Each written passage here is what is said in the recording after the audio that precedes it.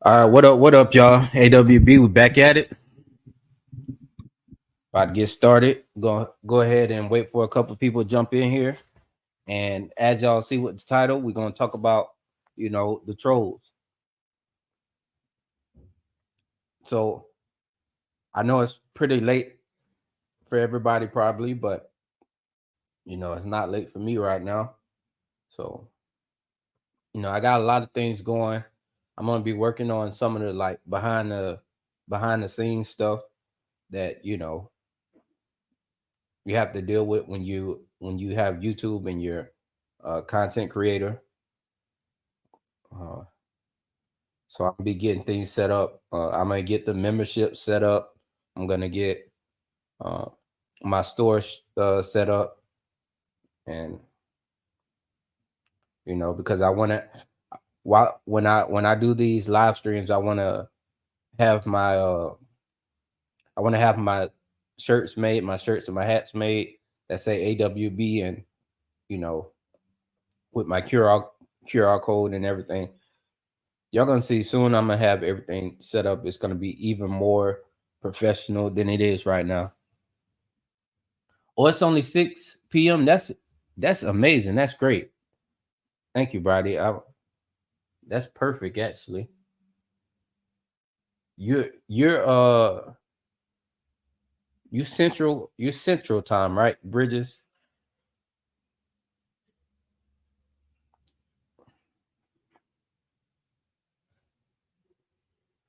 Is that West Coast or Central or Mountain Time? They say.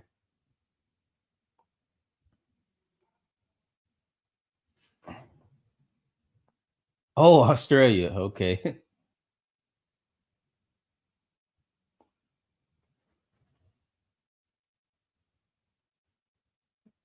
I forgot. Everybody from all over, man. So I wanted to wait for a couple of people to get in here before I get started. Uh, Just want y'all to know I'm still working on getting SJV uh and good guy audits, GGA good guy activism, GGA. We still got to link up. I haven't hit them up since we talked. Just been busy and handling a lot of other stuff. Uh, but we definitely gonna make that happen.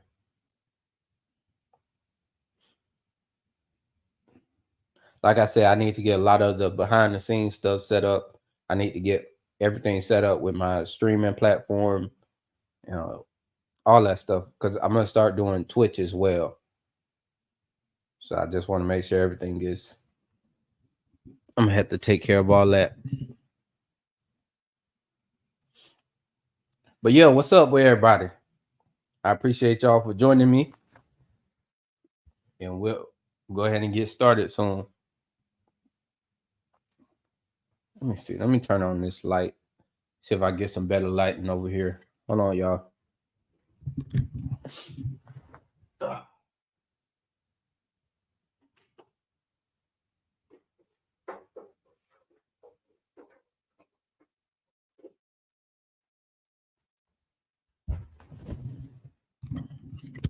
I don't know if that helped any, but it's all good.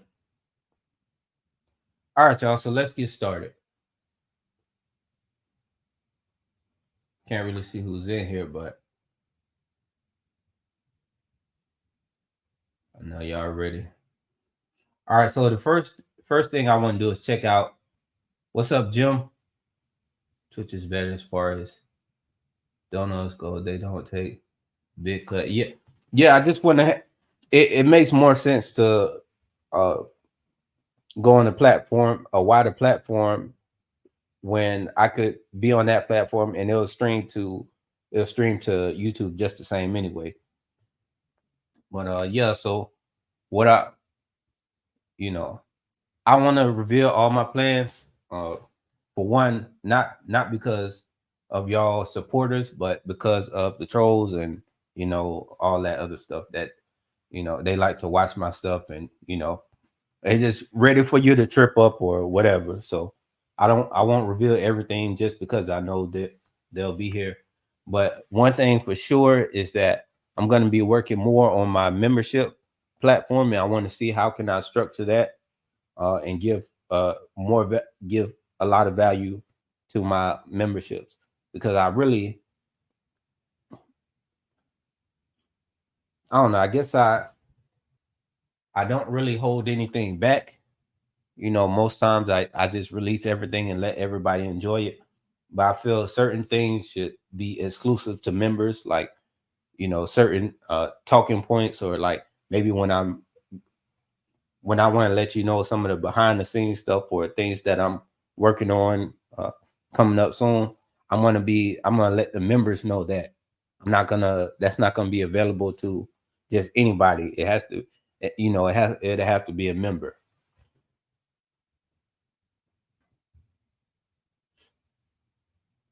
Jim Dennis. All right, so let's get started, y'all. First Amendment. Let's see.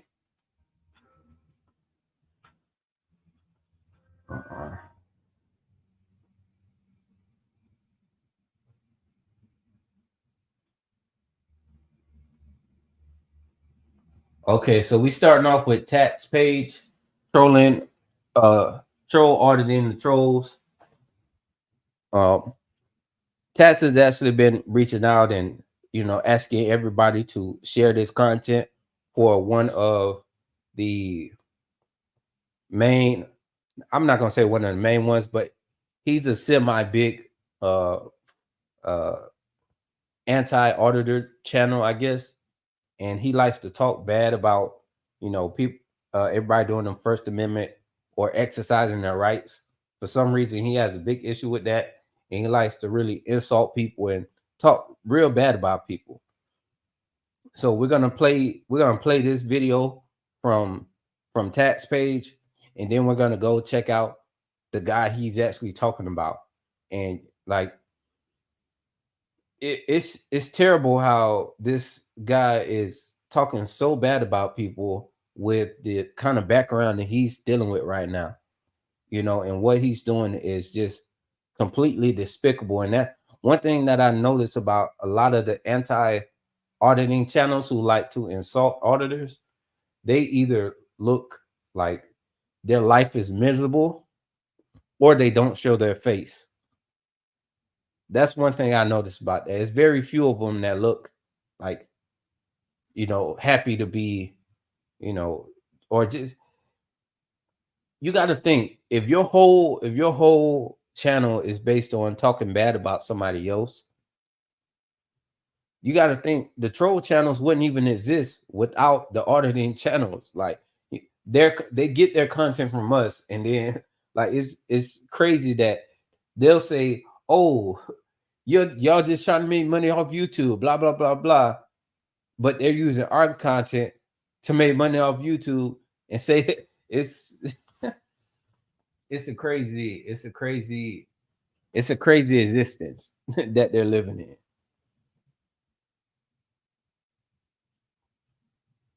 But I'm sure if you're not familiar already, go check out Tat's channel, Troll Auditing the Trolls. Go check out his channel. And this is the video he did that summarizes the horrible actions of this dude called Frauditor Wrangler. And yeah, y'all about to check it out. I know most people probably been following this.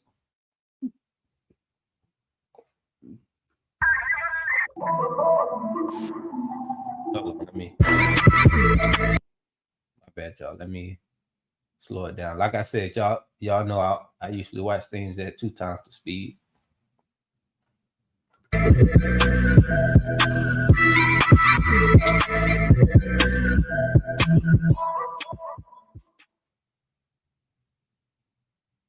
Hello, and welcome back to another video. I'm Honest Abe, and today's video is brought to you by MSG Retired.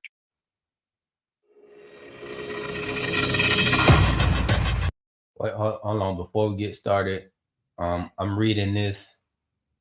Uh, I'm not gonna get that. You talking about Brady? You talking about tax or you talking about fraud of the Wrangler? Which one you talking about?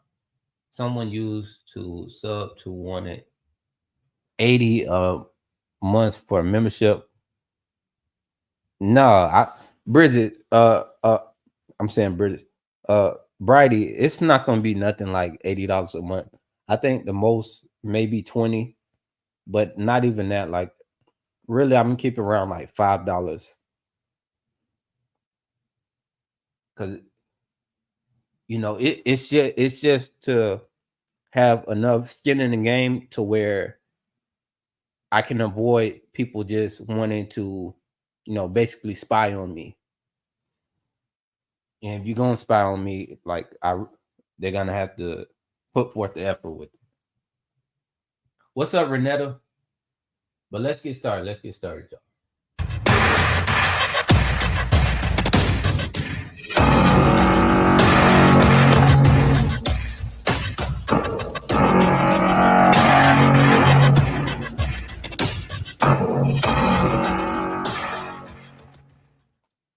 Before you bring up somebody, let me explain this. What got me into this is, oh my gentle Jesus.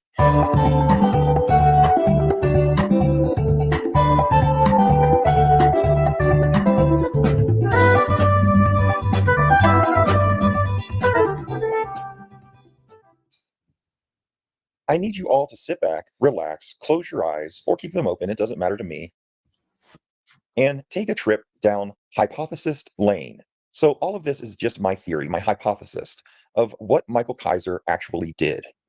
So here we have a man who, by every definition, has failed himself in life, or so he thinks. He tried to join the military in earnest, and he failed twice, basic training, for whatever reason. That is strike one for his success in his eyes. And then what does he do?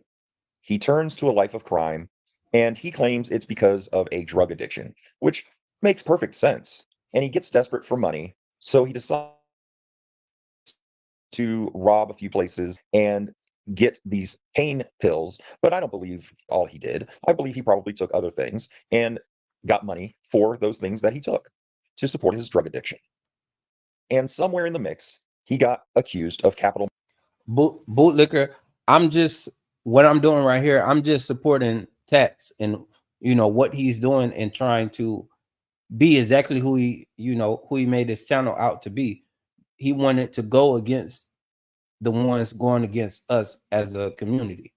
So he's doing his part on covering this guy who is committing, who has committed. He got 5 open felonies right now. He's wanted, um, and he's steady trying to talk bad about people conducting their First Amendment protected activity. People about him. He's a criminal talking bad about people who are abiding by the law. So the irony here is so thick, like you couldn't even cut it with a butter knife. Murder. And I'm not really sure what occurred there, but somehow it's all related. And these are all just my I'm not gonna play like any of the Frauded Wrangler videos. I'm not gonna do that.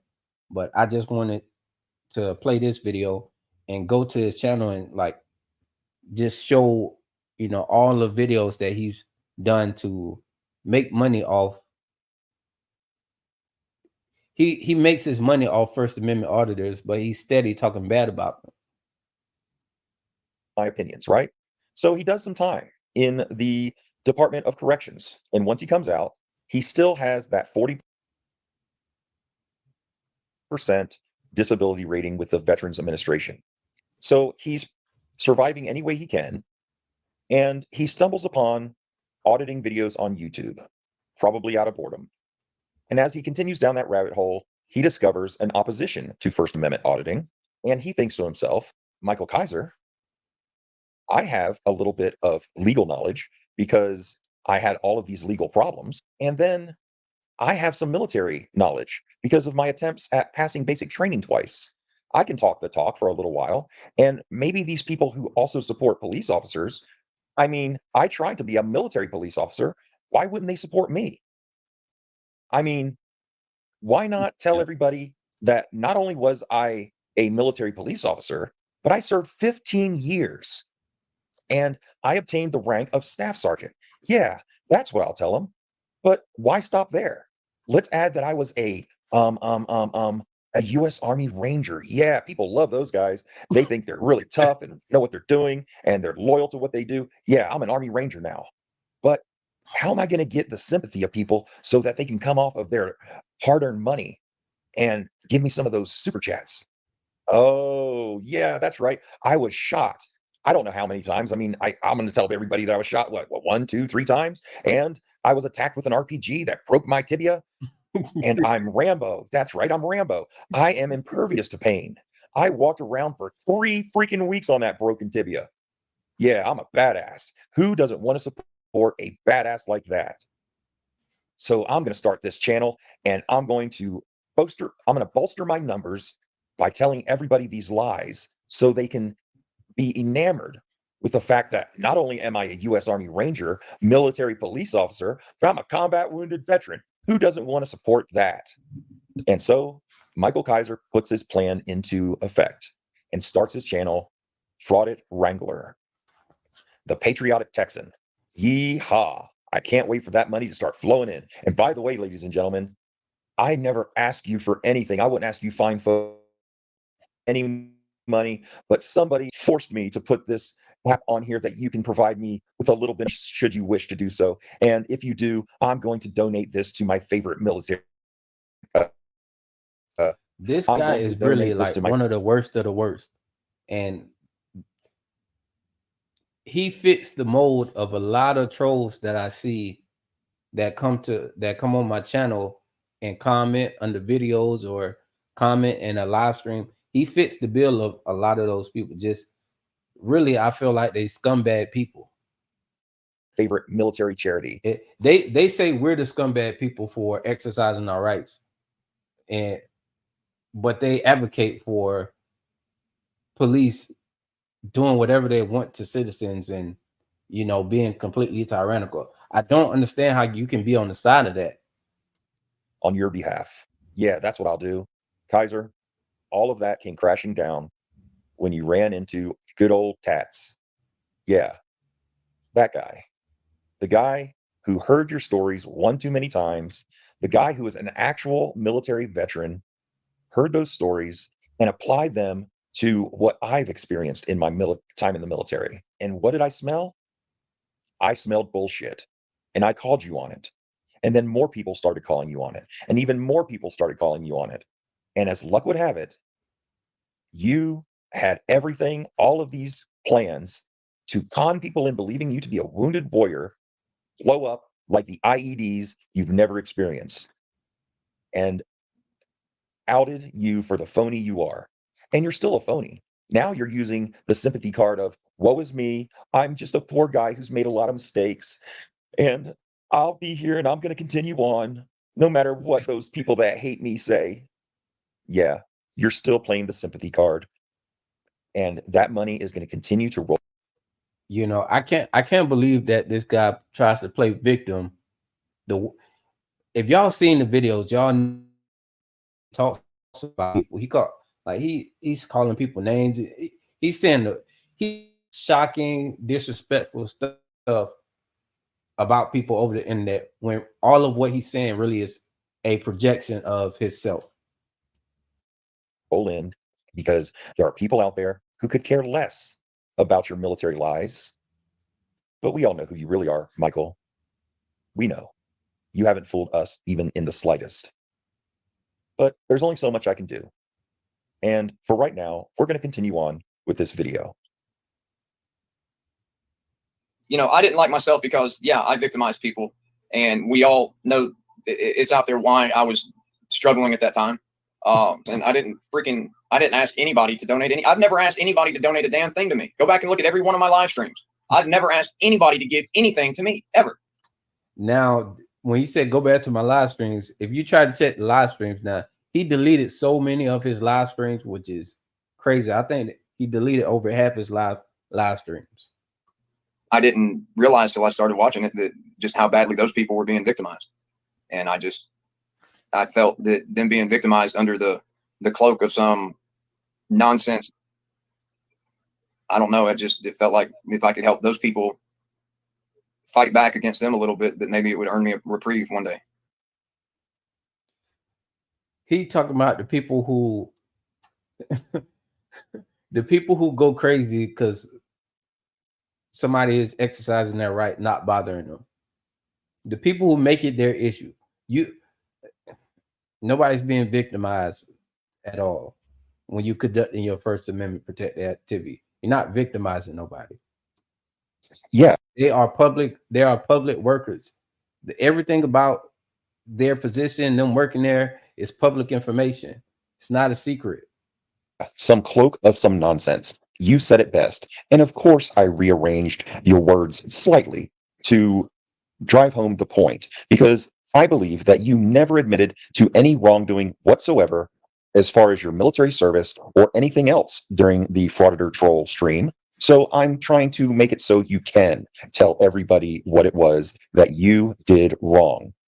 And I don't think you feel sorry for people that are victimized, because as I stated before, you built a channel based on the lie that you are a career U.S. Army soldier, U.S. Army Ranger, who was wounded in Afghanistan several times, received 9 surgeries related to those injuries.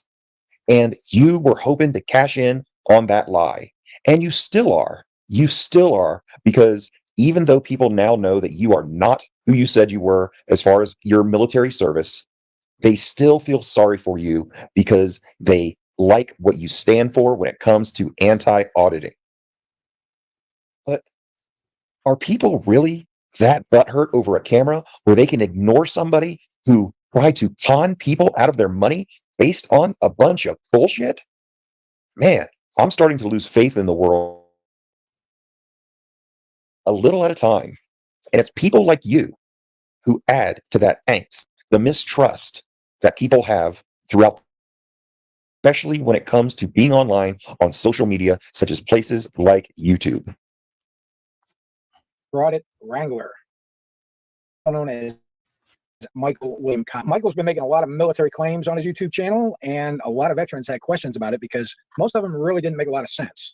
He said he had 3 tours in Afghanistan. I'll say this. I'm a disabled veteran. I'm rated 40% with the VA.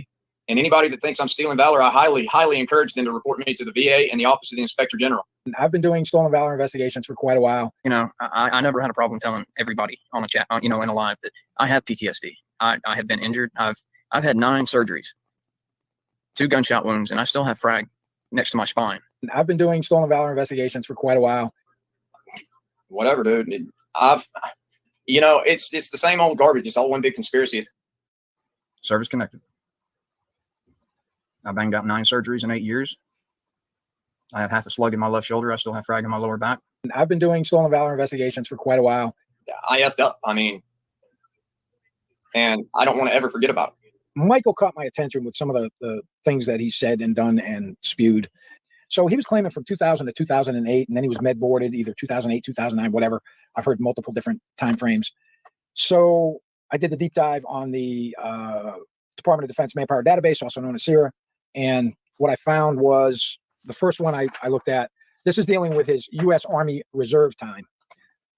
It was pretty short. Actually, it was very short. And he did show up. It was for the Army Reserve. And he had an active duty start date of June 18th, 1998. So through another Freedom of Information Act request to the National Guard, they actually provided me a copy of his U.S. Army Reserve DD-214. And I have that here. Kaiser Michael William, U.S. Army Reserve, grade rater TV1, E1 grade. He was with B Company, 2nd of the 10th Infantry TRT, is a BCT company at Fort Leonard Wood, Missouri. So he was in basic training and released. I'm sure there was some embellishment in something. Okay, so let's talk a little bit about stolen valor. So in general, it's not a crime to lie about just to impress others. Doing so may be morally reprehensible, but the deception isn't enough to fine someone or put them in jail. However, stolen valor is a crime as it's impersonating a military member or officer. So, what is stolen valor? This term describes making false claims about performing military service, earning military awards or medals, being a prisoner of war, and other details that aren't true.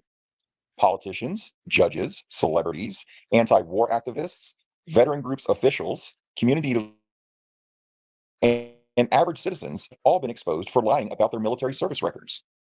The issue became so prominent that in recent decades, the United States passed legislation making stolen valor a crime, first in 2005, with an amendment in 2005. This made it a federal misdemeanor to falsely represent the earning of U.S. military decorations or medals. The statute was effective at uncovering fraud, but the Supreme Court struck it down in the United States versus Alvarez case.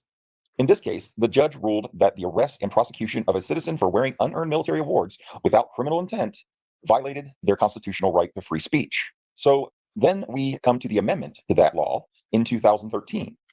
The 2005 law did not account for intent, so it was amended following the Supreme Court ruling. The Stolen Valor Act of 2013 specifically makes it a crime to falsely claim military service, embellished rank, or earned awards with the intent to obtain money, property, or other tangible benefits. Under this amended act, the fraudulent claims regarding military service are subject to fine, imprisonment for up to 1 year, or both. Mm. The Valor Awards specifically So it is a crime to commit stolen valor, which that's pretty much been his whole channel. His channel is about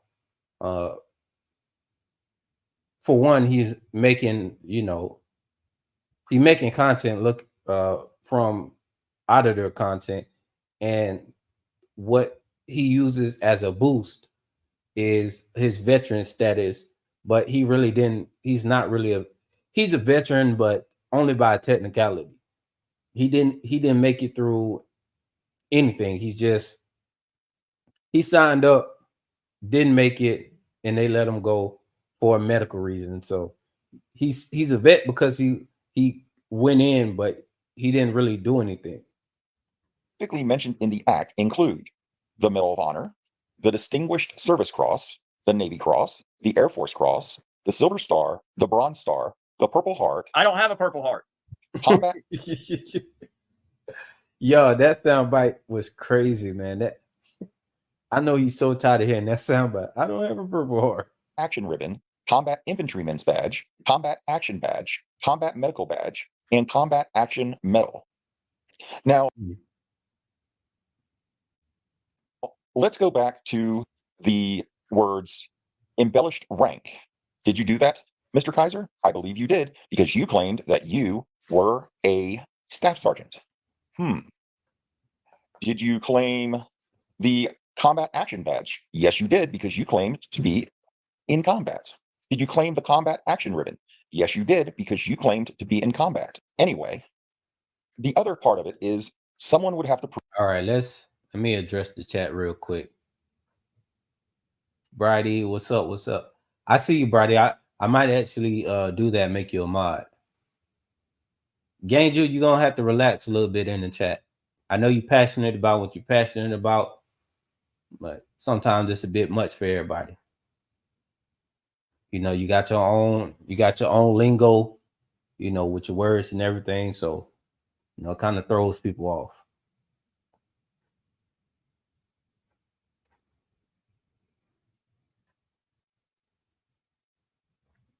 But yeah, I gotta address it, Angel. I've had people, tell me that, that they think you are spam. It's not just on. I'm gonna be real. It's not just on this live stream. I've had, several times people have said that. So, I don't have a problem with you. You just relax a little bit.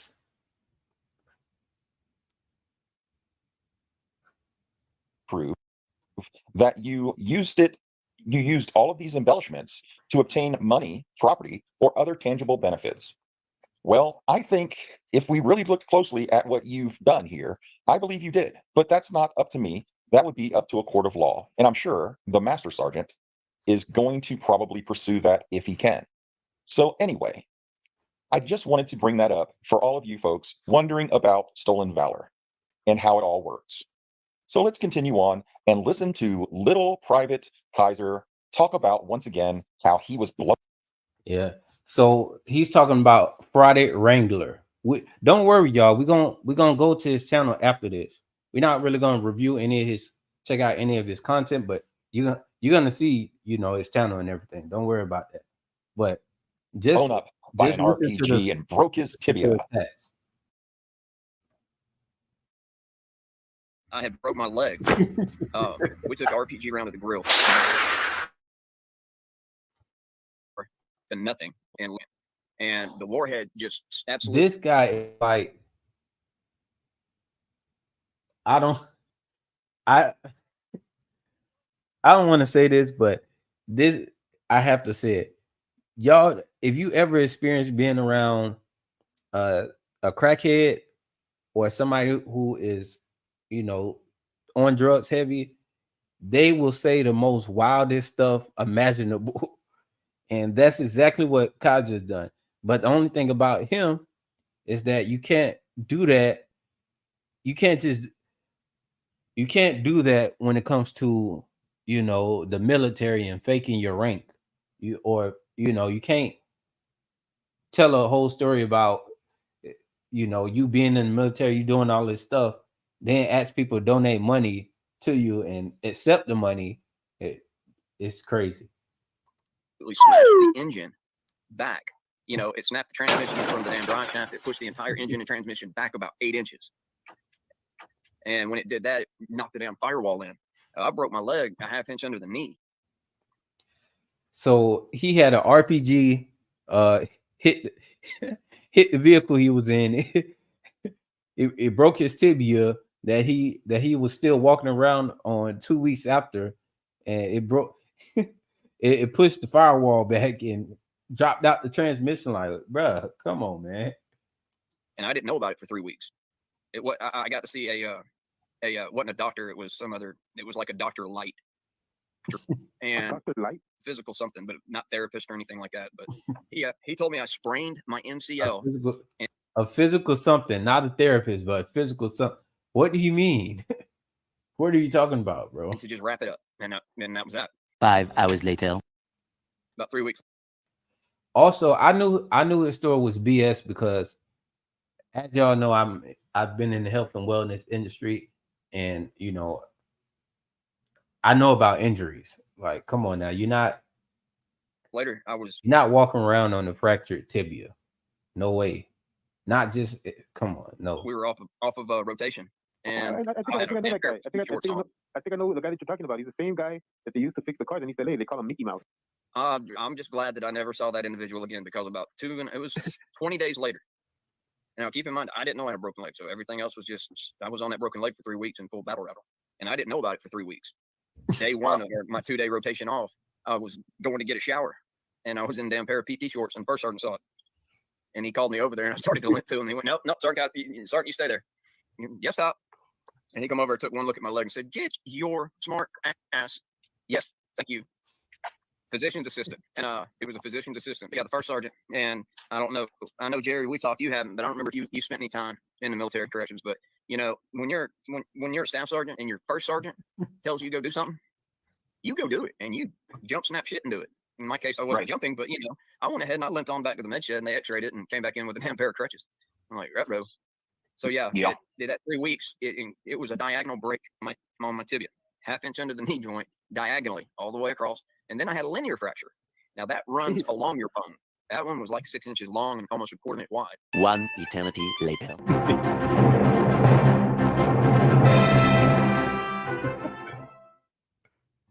Yes, I have been shot. And were you a ranger? No. Yeah. Were you shot? Yeah, I was shot. Okay. Were you shot in combat? Were you in the war? What war were you in? Were you in service? Did you see action? Hello? Did you see action? He's not there. Were you in a war? I didn't hear the last part, Dave. I'm sorry. Okay. You were in the service. You said you were shot. Did you get shot while you were in? What war were you in that you got I've answered shot? all that. I'm going to on that. I Well, answered all I'm now, going to on that, Dave. I'm I talking see. here. Oh, yeah, well, I'm asking. So this guy right here is another. I think this is Frauditor Troll channel. So this is another person who talks, about. I guess he's part of the anti-auditing circle, and they used to be buddies. Him and Fraud Wrangler used to be buddies. Then he found out about, who his buddy really is, and now he just now he turned on his buddy. I'm asking you a bona fide question. What do I have to go back through all your live streams to find out? Why don't you just answer the question? No, you didn't tell me. You didn't tell this group. You haven't told this panel. It's a simple question. Just answer it. What war were you in that you got shot? You shot yourself. You shot yourself. I'm trying to answer. Can you hear me? No, I can't. No, we can't hear you. We're gonna wait. Say your piece. Say your piece. Can you hear me? We can hear you. I can hear you. Dave, can you hear me? We can hear you, man. Dave, can you hear me? I can hear you. Oh God. Oh, he's playing down. His headset doesn't work. Yeah. Well, that's good. Yeah, that's good. Y'all, man, Tats is crazy with his editing skills, man. Y'all gotta show Tats some love. I yell a lot for the 5. I want my money back to a Wrangler you stole from me. I sent you money thinking you were a wounded vet. How is that not theft? Wrangler? Are you there? I'm here. I didn't know you were asking me a question. Yeah, I mean that question is from someone who gave you money. It's directed towards you. Well, first of all, I am a disabled veteran. And secondly, aside from corrections and Blackheart, I never asked for anybody for anything. Okay, Miss Navy girl. I said that all donations that went to my Cash App would go to a veteran charity. That's what I said. Okay. And did they go to a recognized charity? No, but the less than $100 that has been sent to my Cash App since I started the channel, better than 8 times that, went to another veteran. He's actually in this chat right now. I've seen a lot about your service. I've seen a lot that they're saying you don't have any service. You're saying you do. You won't answer the question. I'm a veteran, 20 years, and thank you for your service. Yeah, thank you for your service. I'm a veteran, 20 years, and thank you for your service. Yeah, thank you for your service. You're welcome. Yeah, I'm not looking for that, but thank you. I appreciate that. But when you won't answer if you've been in combat, and I've been in combat, that makes me worry, dude. And coming from a veteran who sacrificed a whole lot of shit and am 100% disabled, I'm telling you, you got to answer the questions, or I don't know what to say. Please don't tell me that you can't answer that question. I didn't say I couldn't answer it, Navy girl. You won't answer it. I said, yeah, that's another way to say it. Yeah. Have you been in combat? People that have been doing this for the last month had the opportunity to come and speak to me. They didn't. Okay. They wanted to just make clickbait out of it instead of coming to talk to me, which they didn't. Okay, that's fair. And at this And point, I'm coming to you. I didn't. you're coming to me like this, and that's fine. But people that want real answers would come to me directly. I'm shaking right now. I'm friggin' shaking. No, you're good. You're good, Navy girl. Thank you, Purple Dragon. Hey, man. So y'all see he won't answer any questions. They're asking him very direct questions, and he try to act like he don't hear what's going on. Can y'all hear me? Is the mic good? I'm telling you, real veterans are disgusted with Frauded Wrangler. For the 5, Frauded Wrangler, were you shot in service or fleeing a crime scene? One eternity later. I was not shot fleeing the crime scene. I was shot in the front of my damn torso. Christ's sake. 2, how did he do 3 tours of duty and not pass basic? That's you saying that, not me. He never completed his basic training. What vehicle got hit by the RPG? Asked and answered. I'm real sympathetic. Is it? What vehicle were you in when you got hit by the RPG? Bro, it's not a hard question. It's either a tank or Humvee, whatever vehicle that was. Just say the name of the vehicle or the type of the vehicle. Come on now. You're gonna if you are in a vehicle and it get hit by a rocket launch, a RPG, you're gonna remember that moment in your life. And you're gonna know for sure you're gonna remember the smell of the gunpowder or the smell of the smoke. You're gonna remember all of that. You're definitely gonna be able to. I was in this vehicle right here, but you know he can't do that because the whole story BS. To people who served in the military, and I know I heard opioids mentioned earlier, and I'm just, is that maybe part of the reason you got into this mess was because of an addiction that you got while serving your country? I didn't get the addiction until after I was out of the military. Okay, I want to make sure. Well, you're kind of getting beaten up.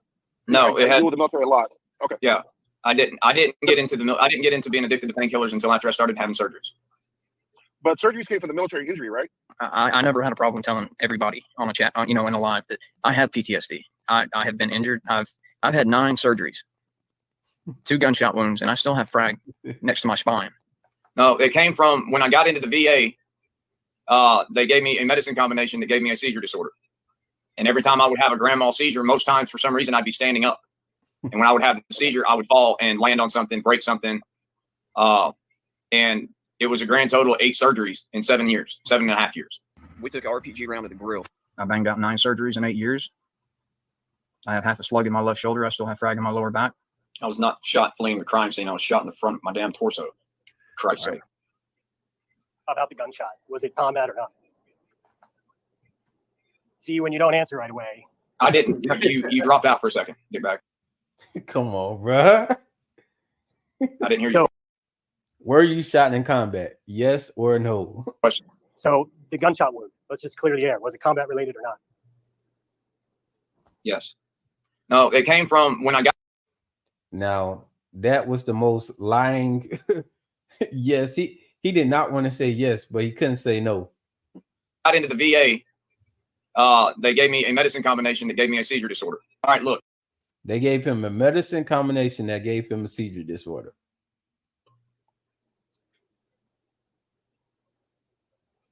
I was deployed. You know, one reason this is so terrible, it's because, you know, I had an uncle who was a victim of Agent Orange. And I'm not sure if anybody is familiar with Agent Orange. Anybody who catches this video later on the replay, if you are familiar with Agent Orange, go ahead and put in the comment section what you know about Agent Orange. But anyway, my uncle ended up, you know, being a victim of Agent Orange, and eventually it killed him, but it slowly destroyed his body to where he couldn't walk, he couldn't really move around. I think it went from, like, it was one of his legs and it was both. It was a very terrible process of breaking down the human body. And he experienced that, you know, in the military. I forgot exactly how he got exposed to it. I have to ask my cousin. But yeah, what I'm saying, these are very real things, man. You can't fake, you can't fake, military stuff, man, because people really have fought and died, for it. You cannot false claim. It wasn't combat related. It wasn't active it wasn't active engagement with an enemy of this country. But yes, I was deployed when it happened. So he never completed his basic training.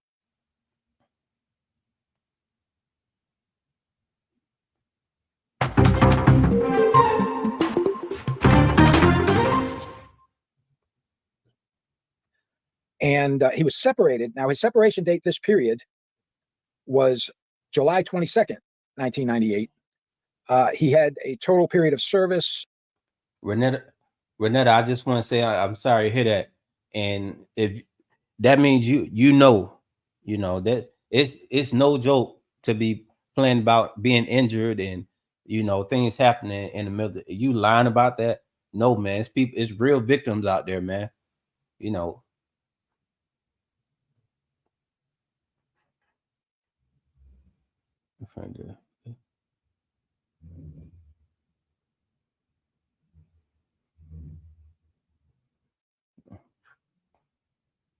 But yeah, y'all, let me. Or a net active service this period, 1 month and 5 days. No overseas, no foreign service, no sea service. Same. Yeah. And he had a data rank of June 4th, 1998. So that's when he signed his contract, I believe, and became a private PV1. So decorations, medals, badges, citations, and campaign ribbons awarded or authorized. He has none. Nothing follows. His military education, course title, number of weeks and months and year completed. He has none, and nothing follows. Because he has been collecting for veterans organizations, or that's what I get from his YouTube channel, from his About or whatever. And people have been donating to him to give to veterans organizations. Guys, cut out the middleman. That keeps people from scamming you. If you're going to give to DAV or any other veteran organization, give directly to them. You don't need a middleman to do it. 2005, and it was with the Army National Guard. And active duty start date of March 1st, 2005, and active duty end date November 29th, 2005. He was discharged from basic training for this term of service. I'm putting this out there as vetted, verified data and information. While he was on active duty going through basic training, he received a disability, which would account for his VA disability. So he never completed his basic training. I don't have a Purple Heart. The way I arranged this video was to describe how Fraudit Wrangler continued to lie up until the very, very end. And he still has to come out with the truth 100%, unedited, unfettered. He has not done that yet. So there are still people out there that doubt whether or not he is telling the truth. Because let's face it, there are a lot of people who bought into his bullshit and really don't want to let go to the legend that was Fraudit Wrangler, Staff Sergeant wounded in combat, walked 3 weeks on a broken tibia. I mean, all of that is hard to give up. And the fact that you donated money believing that would break my heart as well. Yeah. So just want to say, sorry to everybody who has been ever affected by anybody who's been affected by Agent Orange. And it's not just the person that was exposed to it. It does carry on. So, you know, the child Agent Orange, it's possible they're going to have a lot of issues too. And I believe that's what happened with my cousin as well. So, but yeah, it's terrible, man. And for this guy to be faking it, you know, like he was really in the trenches and all that, is terrible. Special thanks goes out to First Stone Vet. We've had our differences, but all in all, I appreciate the fact that you did contact the Master Sergeant. I did not. I don't know why I didn't. I wasn't really thinking of the Master Sergeant. I've watched his channel for a few years, but either way, I appreciate you contacting him, because without that, we would have not had the information so soon. I did, in fact, contact the POW network. The Keepers of the Green Beret, and Diane Shipley. And Diane Shipley, of course, is the one who suggested the POW network. And that's where I got my independent DD-214s from the records department. But I hope you enjoyed this final episode in this saga. If you like my channel, please like, share, and subscribe. And then also, I know a lot of you folks that are opposed to auditing are members or subscribers of my channel. I hope that you stick around for my other videos, and maybe I can win you over, but maybe not. And either way, we might be able to have some friendly disagreements and be able to remain friends at the same time. With that said, I wish everybody on both sides of the 1A issue peace, love, and freedom. All right, y'all. So that was Tats, you know, pretty much giving you the rundown of this guy called Fraudit Wrangler. Remember, the guy who he made this video about, and his series of videos about, is somebody who is against people exercising their First Amendment right. But it's not just the fact that he's against people exercising the First Amendment right. It's that he's downright disrespectful towards people exercising their First Amendment right, because he believes something different. And I don't even think he believes something different. I just think he sees this as an opportunity to be a antagonist. He saw opportunity for himself. It's no way that you should have this much animosity to somebody exercising their First Amendment right. He doesn't just say he doesn't agree with it or whatever. He disrespects people. Like he talked about, I don't know if y'all know about Joey Surreal. And anyway, Joey Surreal Camera is a channel. He does First Amendment audits and everything. And his brother passed away not too long ago. And Friday Wrangler is this man's dead brother. You know, it's like he's so over the top disrespectful. It's crazy. And then and now that he's been exposed, like by several different channels, like Tats, MSG Retired, not Angry Vet, the Stone Vet.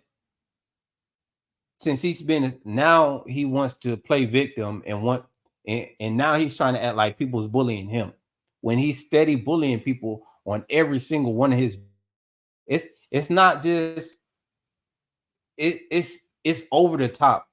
I think it's more so for, you know, he's just doing it for entertainment purposes, but it's no education behind it because he's not telling the truth and he's just being shady about the whole thing. That's why I don't understand how anybody is even supporting him. But the reason they're supporting him is because he's faked his military history, and people are more willing to help you or help people who served in the military. It's a status.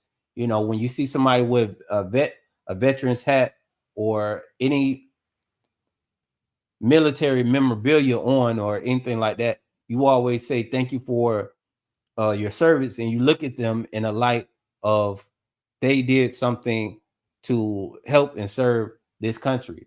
No matter the thought that you had, no matter about the military or whatever, you know that this person was really will risk their life to, you know, quote unquote, protect, you know, the country. And you have somebody faking the whole thing.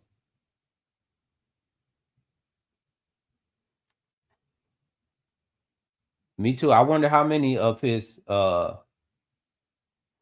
Gangel. I'm gonna say this, Gangel. I respect, you know, what you're trying to do, but the chat is not a place to try to teach people about etymology. You know, I'm familiar with etymology as well. I kind of get where you're going with it, but the chat is not the place to be trying to teach people etymology. And most people aren't familiar with it, so you're gonna appear like, you know, you're gonna appear like you are trolling or spamming, or it's just gonna seem very weird because most people aren't familiar with etymology to the sense of they're using it in their everyday life, and naturally like writing with the etymology.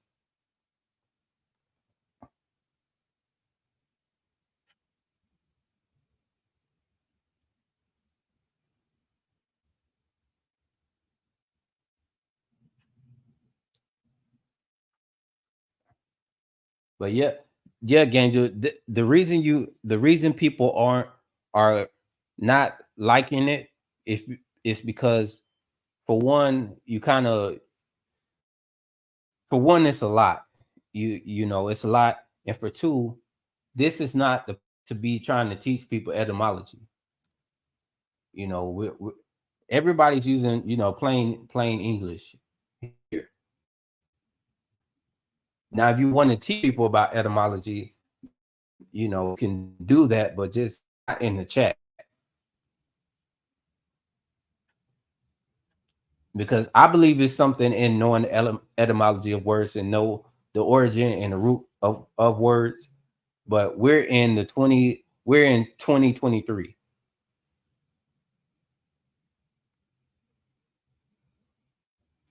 But let me share this. So this is Frauded Wrangler's channel.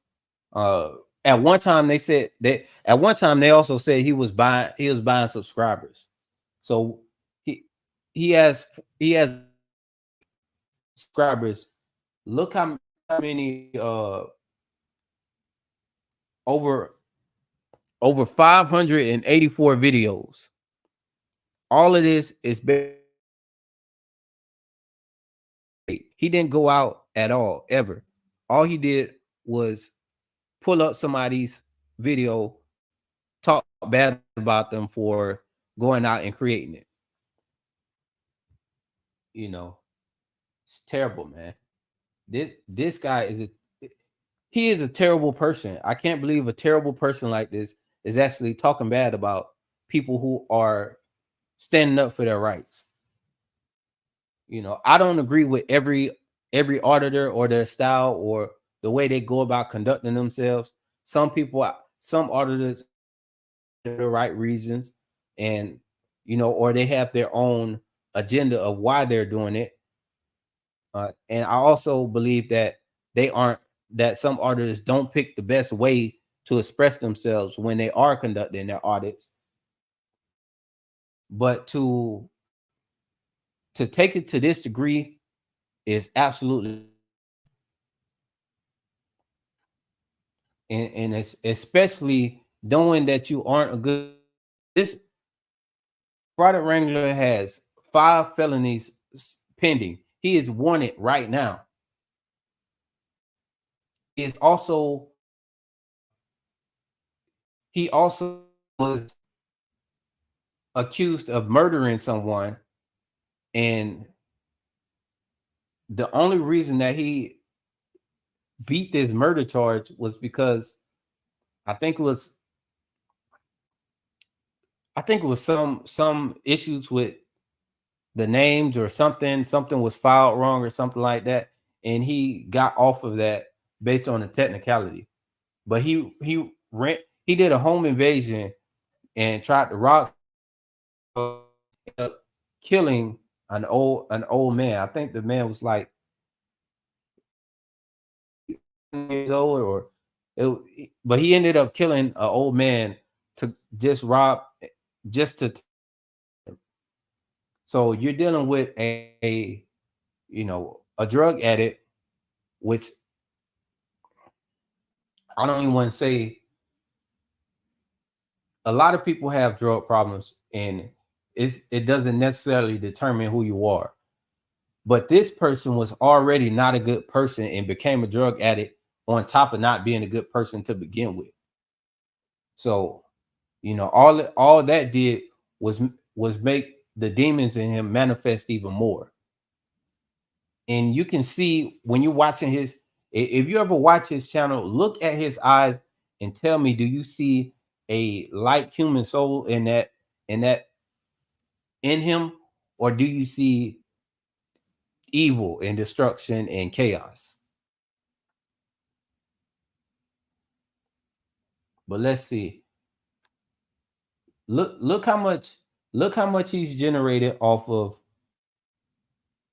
First Amendment auditors. If there was no First Amendment auditing community, this guy would not exist, because he just wouldn't exist. He's garnered over 100 and not 1.7, almost 1.8 million views. That is unbelievable. He would not come forward. He would not be honest. The closest he was to being honest was trying to say, "Oh, I'm trying to leave my past in the past, and people won't let me." Blah blah blah blah blah. You know, that people just keep judging me by my past, and you know, it's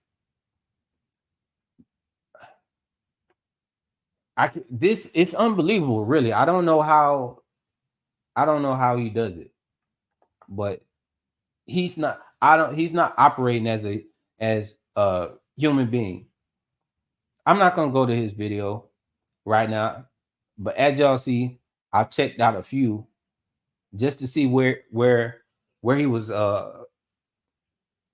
where his mind was, and I can tell that he's just trying to be overly provocative and overly disrespectful, and he caters to the people and want to, you know, like y'all say, the cop lovers, people who just love cops no matter how, you know, how badly they get beaten by them. It's crazy.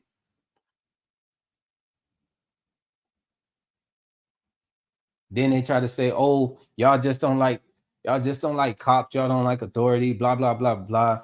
That's not it.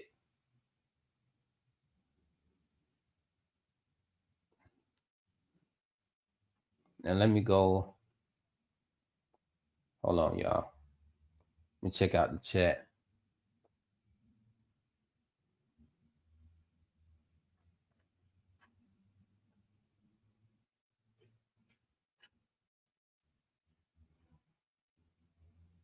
Yeah.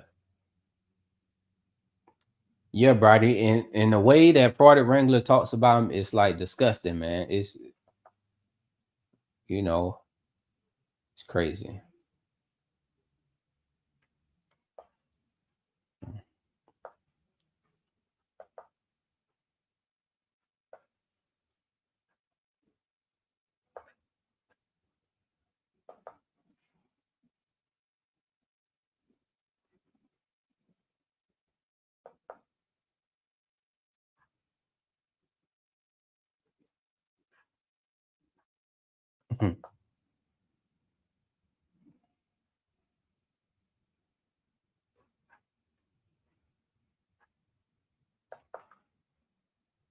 Renetta, we're gonna say he hasn't been convicted of murder, but I mean, he didn't say he wasn't. I'm gonna say that he never said he wasn't one. And all evidence is pointing to him being a cold-blooded murderer. You know, like Renetta said, yeah, pure demon. You can see it. Is it a brother in Christ as well? Thought you only did audits. No, I'm gonna say this. I believe in God, so you know, I don't have, I don't have any problem, saying what I believe.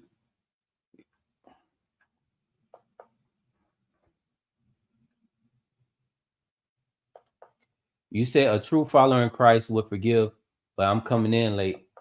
I mean, it's not up to me. Like, he has to go for his own forgiveness. You know, what he did doesn't affect me personally. But in general, in the scheme of things, me knowing that he murdered an old person who couldn't defend themselves, and he murdered them just to take drugs from them, that's only something that he's gonna be able to work out with God. But he's still in demon mode.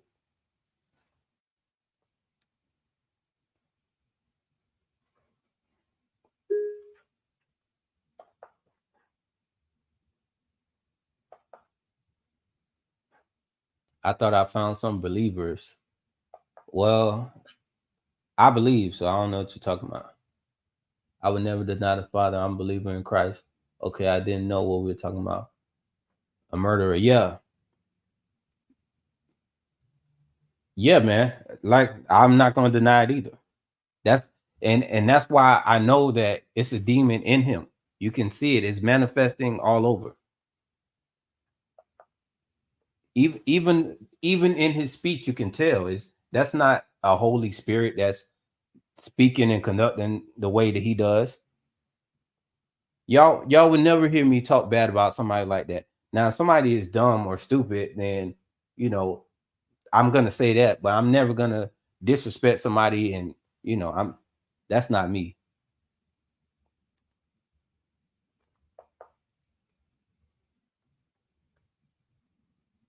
But yeah,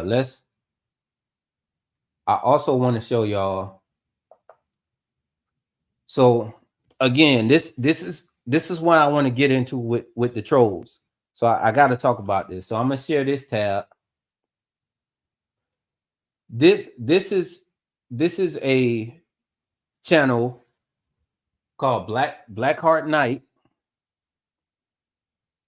and they did a video reviewing my video. So this video is titled "Moronic Frauditor Tries to Get into Secure Area, but laughably fails. Let's see how this goes. And for one, this is another channel who they have almost 10,000 subscribers and don't show their face. And let me show y'all what this looks like. It's all stuff.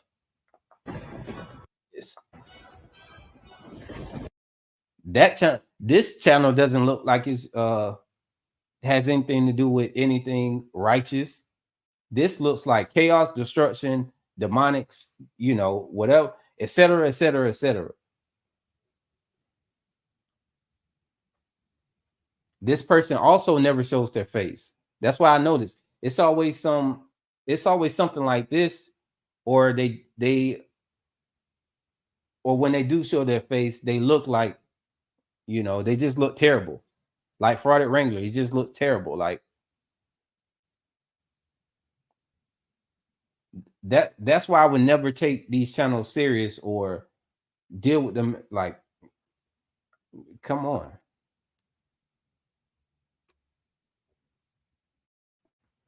So he decided to do a video on my video that I posted a couple weeks ago, and let's review it and hear what he says about this video.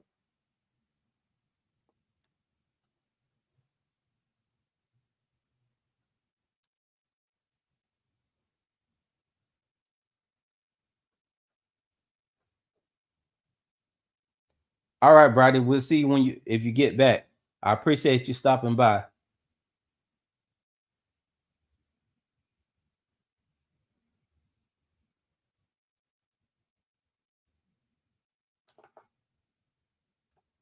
Right.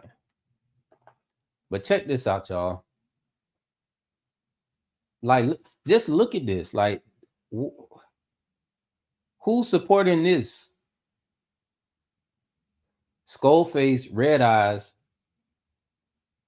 And the name of the channel is Black Heart Night. Why is your heart black?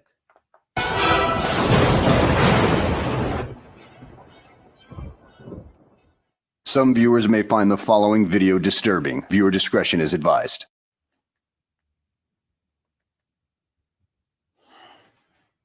Well, hello, and welcome back to the channel. Listen to how he sounds. Come on, bro. That's what do y'all picture when you hear him? What do you picture? Hello, everybody. He sounds like a South Park character. In today's video, we find ourselves in Hillsborough County, Florida, at the local courthouse as a frauditor named Auditing While Black attempts to enter a secure area but is denied access, and he demands to speak to a supervisor, and well, someone shows up and he is still denied access.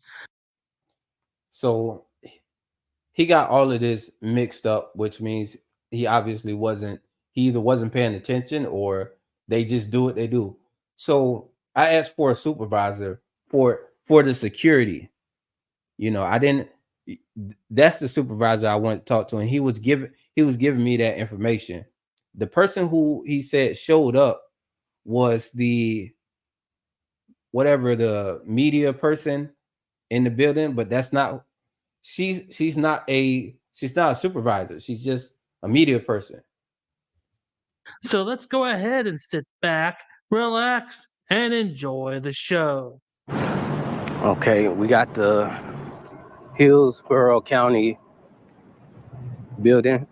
This is a courts building. So this is a courts building. It's not a courthouse, according to, you know, according to them, this is not a courthouse. So remember that in this video. See if they respect the rights of the people. Well, my smooth brain friend, you should at least go on to the court website and take a look at the rules about filming on location there. And Believe me, I will be covering those here shortly because you know what? You're obviously not going to even bother looking it up nor covering them because you know what? That's just not going to fit your little narrative you're wanting to go with here that your rights were violated and everything like that. But you know what? They were not. So let's talk about that to begin with. So he's saying I'm not going to cover this because it's not going to fit my little narrative. I don't have a narrative. I just show what happens when you enter, public buildings, exercise your First Amendment right. When you try to document what's going on there, you get a lot of opposition if there is tyranny or if there is something to hide there. Not everybody is scared of the camera. But anyway, he's gonna pull up this administrative order, and you're gonna see that this order is for the courthouse.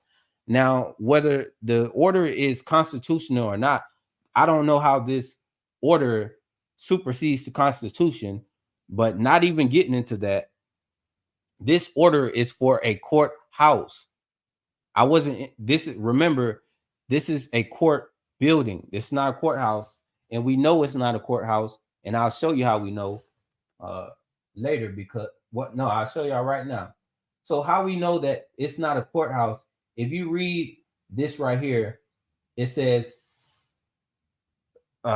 this is from the official website. I'm going to click on the website after I read this. We are sincerely sorry for your confusion. To be clear, this is not a courthouse. This person was trying to gain access to. So it's not a courthouse. So this administrative order that he's talking about applies to courthouses. But again, he thinks that I'm the dummy when here's, they just will say anything. That's why I can't go back and forth with trolls, because they will just say anything. So this is restricted area portion of the building.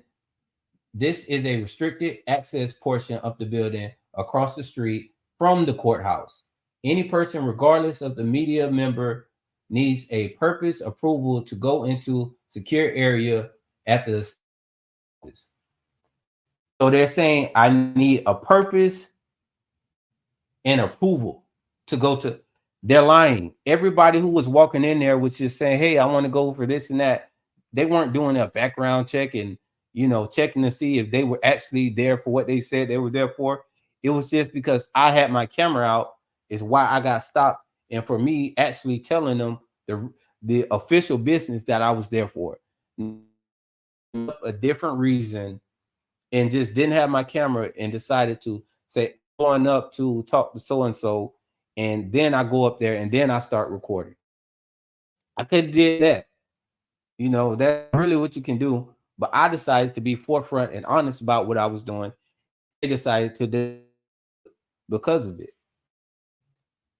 So this is,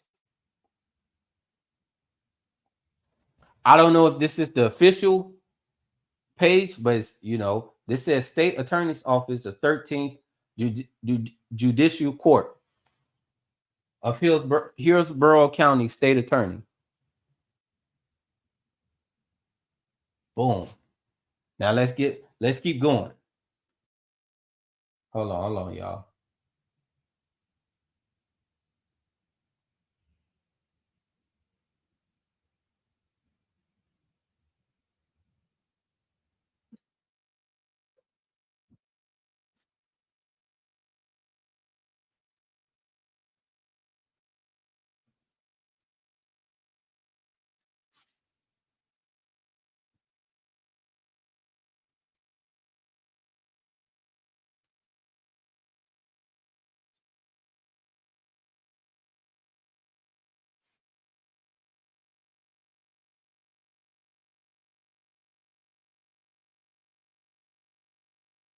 Now, the only reason I was denied is because he was saying he didn't agree with my purpose of being there. I don't know why he thinks he decides that purpose, but he thinks he decides that purpose based on what somebody else has, told him. That's why I wanted to get the supervisor. I wanted to find out who told him that. Who told him that my purpose and my official business wasn't a good enough purpose.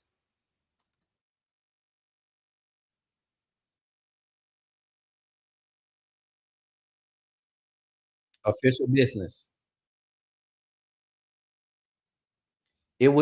This wasn't necessarily about filming. He wasn't saying that I couldn't film. That's what people don't, that's what this person that's trying to make fun of me doesn't understand. This wasn't even about me filming. This was him denying me access based on the purpose I said I was there for. He didn't say, he was saying my purpose wasn't a valid purpose. He didn't say that I couldn't record up there. So if I would have gave him what he felt like was a valid purpose of being there, I would have been able to go up there just fine, and then I could have just started recording then.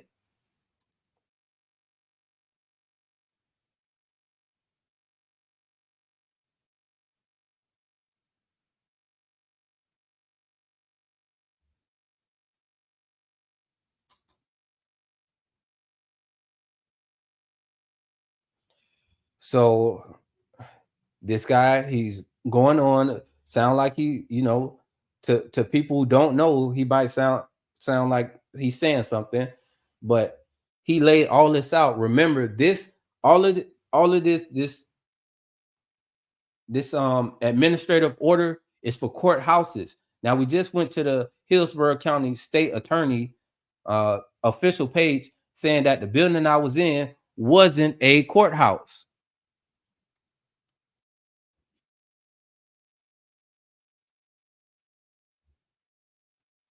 Now listen to this idiot.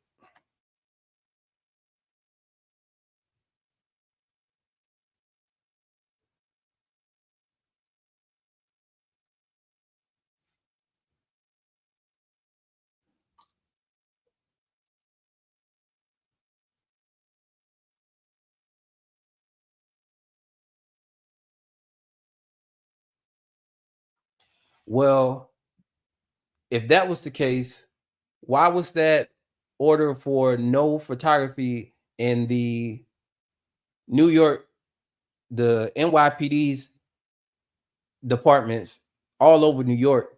They actually had no recording sign, and that was up for I don't know how long, but look how long it took before that got addressed. And it's only because nobody has addressed it yet,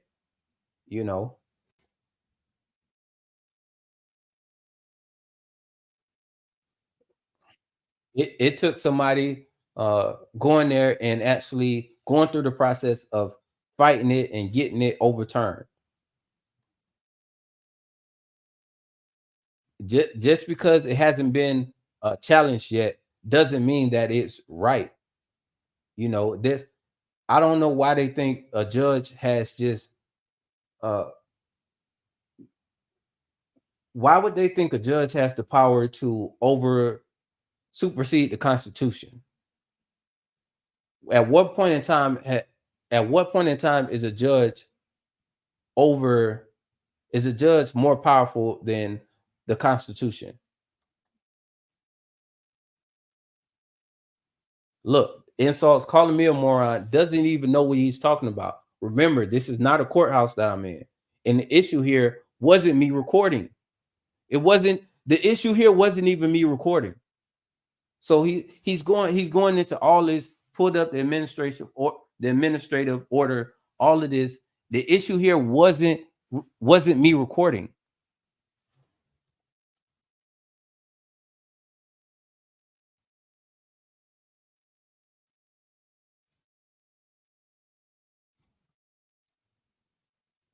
Then he said, check this link out to where I effed up at, when I know it's not a courthouse. For one, it's not a courthouse, and the issue here wasn't recording. So I don't even know. He doesn't make any sense right now, but he thinks he makes all the sense in the world. But this is a South Park character, you know, who just made a page and started just saying anything to, you know, I just don't get people like this.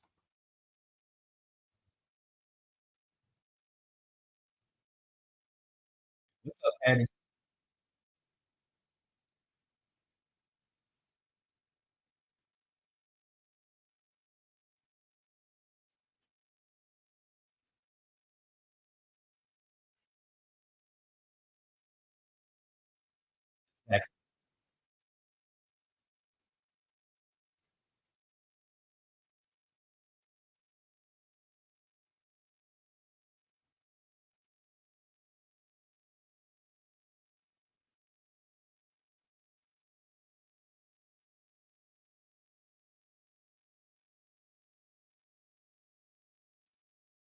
Hold on. Do you have a number on your badge? No, sir. Okay. All right. And you're denying me access to this part of the building? That's correct, sir. Okay. Because this is the state attorney's office. You have to have a purpose. I just told you my purpose several times. Oh, by the way, Mr. Smartass Frauditor who thinks his rights are being violated, if you actually look up these courthouse policies and procedures, you'll notice that it says you have to give advance notice to the judge or their designee to be able to do this with their permission, of course. So here's what you do. You file a notice with the judge, and they will look into it and approve or deny it. That way, it's all done properly. So basically, in order to exercise your rights, you need to act. He's saying you should ask for permission to exercise your rights. How is it a right if you need to ask permission before you exercise it? Get out of here. And for two, this is not a courthouse. So this whole order, this whole video that he made was based off of him not knowing or not understanding what was going on in this video. So that should tell you a lot. That should tell you a lot right off the bat. He doesn't know what he's talking about. And most of the trolls in the troll channels, they never know. I only seen a few trolls that made like good points and made me think about certain things. This is not doing anything because I know that he's completely wrong and doesn't know what he's talking about here for obvious reasons. For one, he keeps referring back to this order. Remember, this whole order is null and void for the situation that we're in right now, because like y'all seen earlier, that when I showed it, I'm not in the courthouse, and the state attorney of this county made it clear and wanted me to be clear that this is not a courthouse. You're not being denied anything unless there's some reason like a court proceeding going on. So why don't you drop the persecution complex and get a life? I understand. What are you talking about, persecution complex? What? I just showed what's going on here. They denied me access to seeing the rest of the building when I said I was there to document the building. They never said I need to stop recording. He never told me to stop recording, turn my camera off. He didn't say if I go up there I couldn't record. He said he wouldn't let me up there because he didn't believe the reason that I was given was a valid reason. But if this guy actually paid attention and used his brain, he would have been able to realize that and may have went about making this video a different way. Okay, I hope you did. Okay. And what's the name of your security company? Allied Universal. Okay, Allied again. Do you have the number to your supervisor? I want to speak to your of Allied Security. Well, that brings everything home. So he decided to throw in the South Park clip in this video, knowing that he sounds like a South Park character. Crazy, real life cartoon people, man. Real life cartoon people. My supervisor's over at the next building, 700 building. 700 building. Okay. But you don't have that number. So the 700 building that he was talking about, that was where that sheriff came over and told me he tried to show me a fake order, and I guess it was the same administrative order, but he didn't want to read it on camera, and he didn't want me to get it on camera because it would have shown that it didn't apply to me or the situation that I was in at that moment. He came from the courthouse. The courthouse is the courthouse. This is not the courthouse. And the next building I went to, that 700 building where I met his supervisor, was also not a courthouse. So those administrative orders weren't effective for those buildings. Remember? No, I don't have. And on top of that, I really think that those orders are unconstitutional as well. But before we even get into that, they don't even apply. This number. No, Okay. sir. And what's the name of the building he's at? 700, which is over here at the corner. Okay. Yeah, I don't have this number. I could give you the immediate supervisor who was over at the main court building, but the guy that's in charge of this account, all the government buildings, he's over there across the street at 700. All right, I'll go talk to him.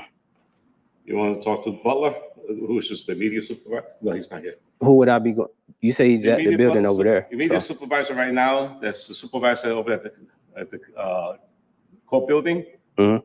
His name is White today. Mr. White is here today. So you can speak to Mr. White. Let me see if I have his phone number here. So he didn't want me. I think he was playing, he was playing some games here. He didn't want me to talk to his actual supervisor. He wanted me to talk to the media supervisor for the actual courthouse.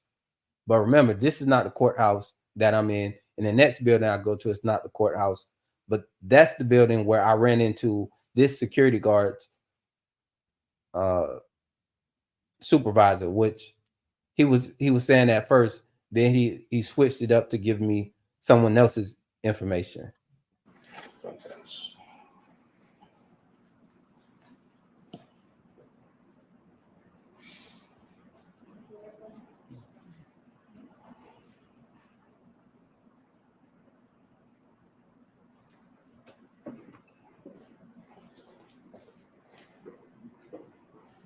Yeah, the other court building across the street is open to everybody. It's open to all public. There's no restrictions over there.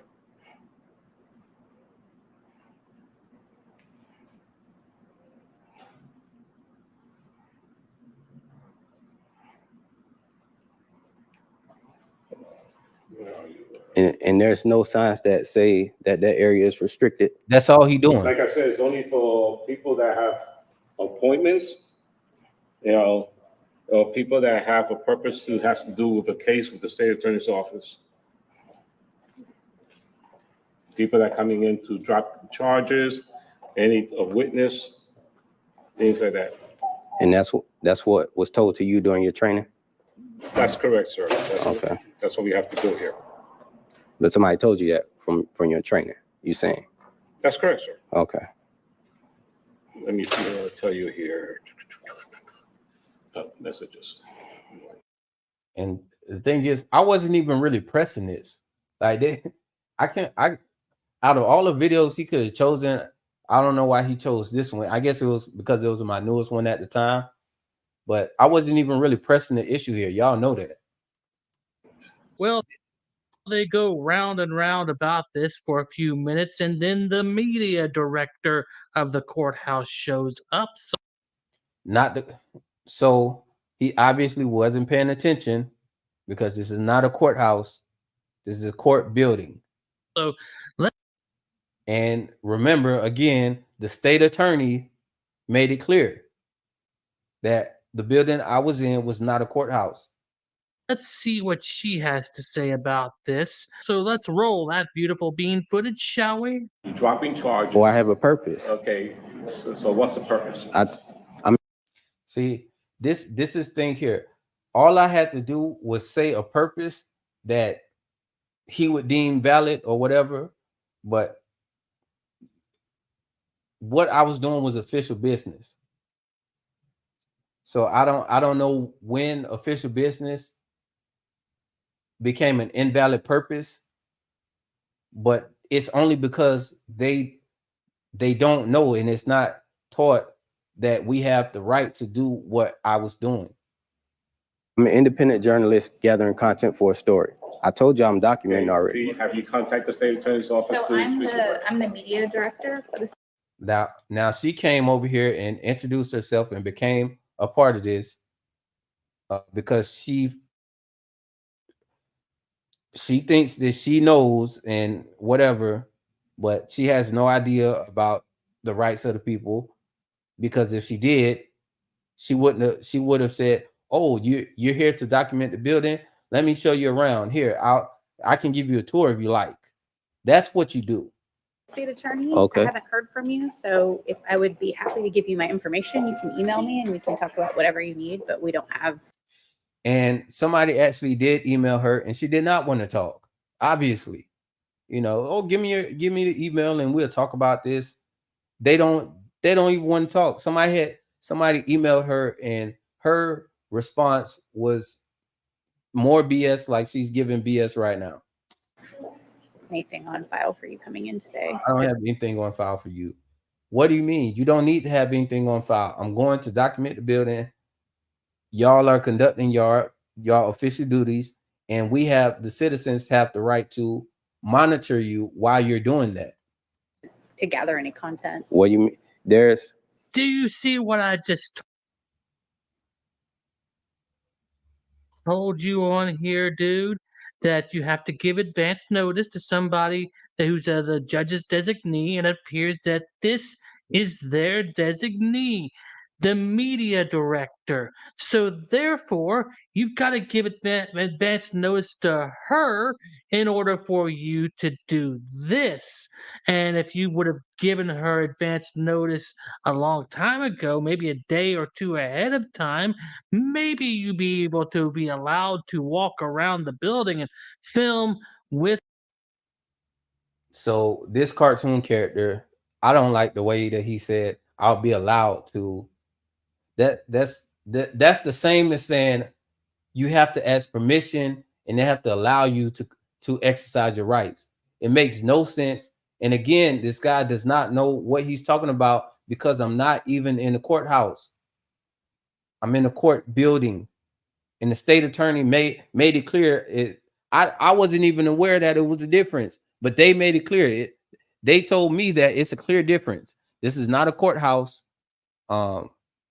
So and they made that clear for some reason. But he keeps going back to this administrative order that deals with the courthouse. With an escort, and then you would have gotten your content if you actually had a story. This is the story. He doesn't get it. This is the story. But no, that's not gonna fit your little narrative right there, that you're being persecuted because you're a journalist. No, that's not. I don't know what this straw man argument is that they bring up about me being persecuted and blah, blah, blah, blah, blah. I'm simply showing that they will, if you're conducting lawful business, you go in there to record and document public officials or conducting their official duties, which we have the right to monitor them and making sure that everything is on the up and up. Not gonna fit your little narrative right there. Of course not. What is my narrative? Can y'all tell what is my narrative? I tell y'all, I show y'all what happens, and I share my opinion of what happens. as a If you want to call that the narrative, then go right ahead. But it seems the person that seems like they're trying to create a narrative right now is the person who made this video, because they obviously don't know what they're talking about, but talking like they know what they're talking about and trying to make people think that they're right. citizen of this country, Mhm. right? I mean, you Okay. can just walk into a school and Why are you naming the school? We're not in the school. because that's a public building and this is a public. Bad example. Why don't you just walk into a school? Why do they bring that up? Why would I want to go into a school and go in? Why would I want to do that? Why would you even bring that up? We're not in the school. We're in a court building, and where adults are and officials conducting official business supposedly. I don't know why they would bring up a school. I don't know why they bring up Walmart. I don't know why they bring up private businesses. They always dance around everything but the situation that we're in right now. Like I explained to But this school a is public different. building, but there's only certain areas are restricted. Like Yeah. This is a restricted area. And you need a purpose. This is Right, all and so I'm open telling you, since you're a member of the media, you said that Yeah. I'm the media director. So if you Okay. want to reach out to me via Yes, email, ma'am. I can get you set up with whatever you need. They're close. Well, go ahead and say email. Holiday. I can They give it to open you up right again now. tomorrow. Yeah, go ahead. Okay, it's aaron.maloney at Mhm. sao13th.com. Okay. But that's still So SAO is state attorney's office, and you know she really didn't want to. Once she realized that she was on camera, and not just on camera, that she just said an email on camera. You see how quickly she got out of there. Open right up again now? tomorrow. Yeah, go ahead. Okay, it's aaron.maloney at Mhm. sao13th.com. Okay. But that still Yeah, this doesn't satisfy yeah, but what you I'm can't here go to do. upstairs, my man. I'm sorry. Okay, can you finish getting the number that you? Yes, here you go. The supervisor that is on shift today is his name is Mr. White. You know, he was firm on his stance, like you're not getting in here. He thought I was gonna continue to try to take it to another level, but I wasn't even gonna try to do all that right here. I could have, but I didn't. And his phone number is 8. Ended up going to the next building, and that ended up being an even crazier scene because you had the sheriff, that corrupt, hateful sheriff, come out and tried to read me administrative order, but he didn't want me to record him reading the administrative order. It was crazy. You talk about no transparency and corruption. 1-3-285-3376.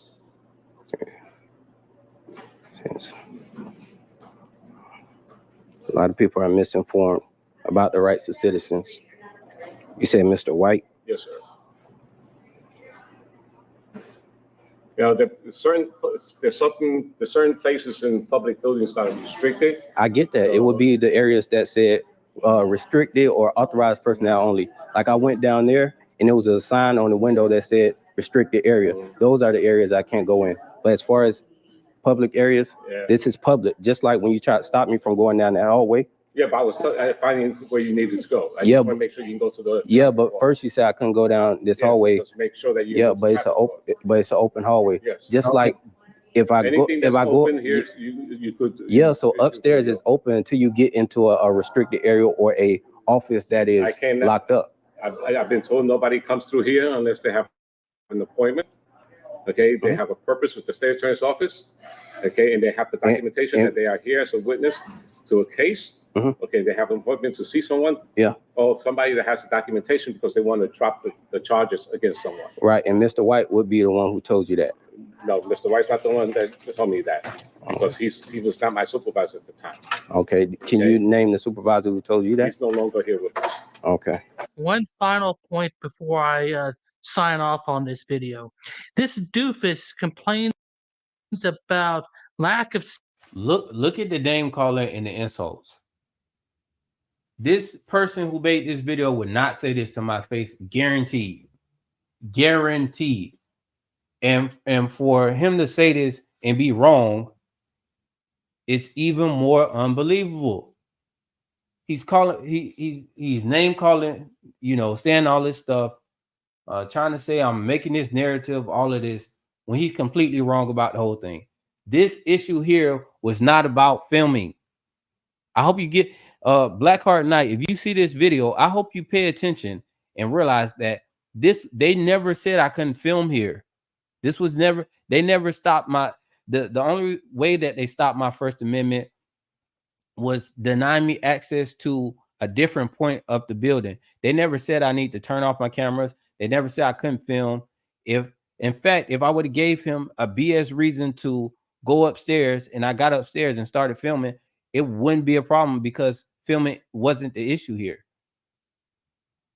And the administrative order that you look up and say I wouldn't show or I wouldn't do research on, and I'm glad I actually did go ahead and check it out and see what was going on, to know that this administrative order is for courthouses, and via the state attorney's office, they reached out and commented on the video and made it clear to me that the building that I was in right here was not a courthouse. So that administrative order that you're trying to paint throughout this entire video doesn't even apply. And again, the issue here was not me recording. Signage in the area, letting him know that he can't go past an area without some issue. But I just noticed this blurry sign right here in his video. Let's take a quick look at it and see what it has to say. Oh, wait, security screening. So therefore, yeah, this is a secure area. Security screening, it be a secure area, does not mean restricted. So you doing all this for what? How stupid are you? To be calling me a moron and all of these names, how stupid are you? Nobody said it can be a security checkpoint. That doesn't mean past that area is restricted. Being restricted and or a authorized personnel only area, it's not the same thing. But again, you know, that's why I do not take trolls serious. I do not. They will never get to me. They will never get under my skin. It would never bother me because they are idiots. So you've been standing here arguing about this BS nonstop for quite a while, and yet you failed nonstop for quite a while, and yet you failed to notice this sign right here. Wow. Come on now, dude. Do better, because he's telling me to do better. He's telling me to do better when he doesn't know what he's talking about. That's the mindset of a troll. They don't know what they're talking about, but that's why I say you can there's no rational, reasonable thinking when it comes to trolls. Y'all see, y'all think I'm gonna go back and forth in the comment section with these trolls, with people who have this type of mindset and think like this? And no way, no sir. Thank you for commenting. I appreciate him making this video, because this caused that video to do a lot better than it may have did without him, you know, doing this. So again, trolls help. The trolls help. This would have let you know that this is a secure area. We knew that. So, man, this was a big epic fail on your part right here, dude. Yeah, do better. So he made this channel to draw attention to his channel, and he was completely wrong about everything. That his whole premise of doing this video, he was absolutely wrong about, because he believes that this was a me filming issue, when this was not a me filming issue. This was a me not giving them a good, not giving them a reason that they felt was good enough for me to go past this security checkpoint. Had nothing to do with filming. The administrative order that you pulled up had nothing to do with this building. So if it fell for you. At any rate, guys, I hope you enjoyed the video. Thanks for watching, and I will see you on Blackheart Knight. Show your face, man. That's what I want to say. Show your face, you know, show who you are. Just do that. That's the only way that I could halfway take you serious. You got to show your face at least. I'm not going to argue with somebody who has a skeleton face and some demon eyes as their profile. Come on, bro. You sound like a South Park character. You're not even a real person, man. Can y'all believe that? He been wrong about everything in the video and steady calling me names and trying to. That's the mindset of a troll.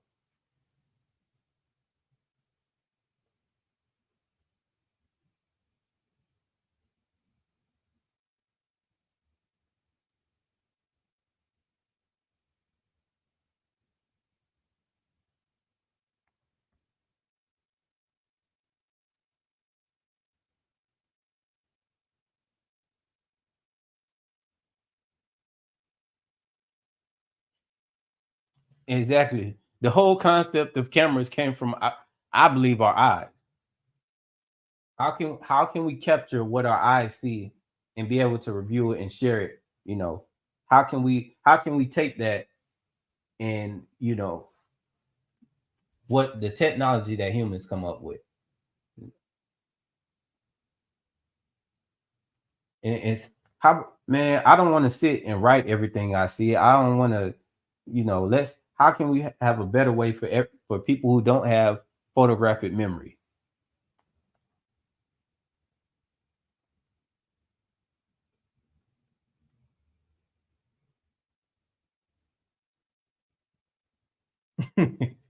Exactly, man. Yeah.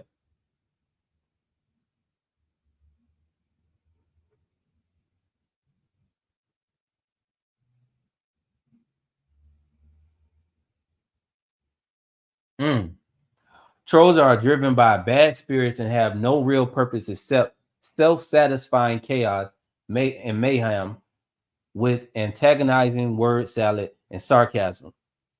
That was perfect, Patty. That was a perfect summary.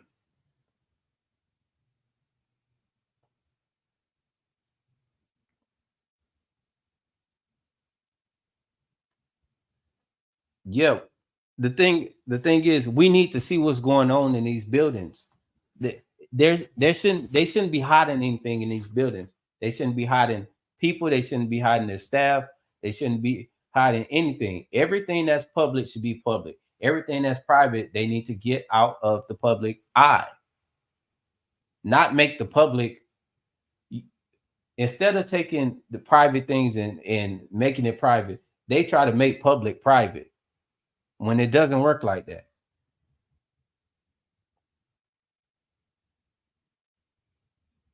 So y'all, let's go back.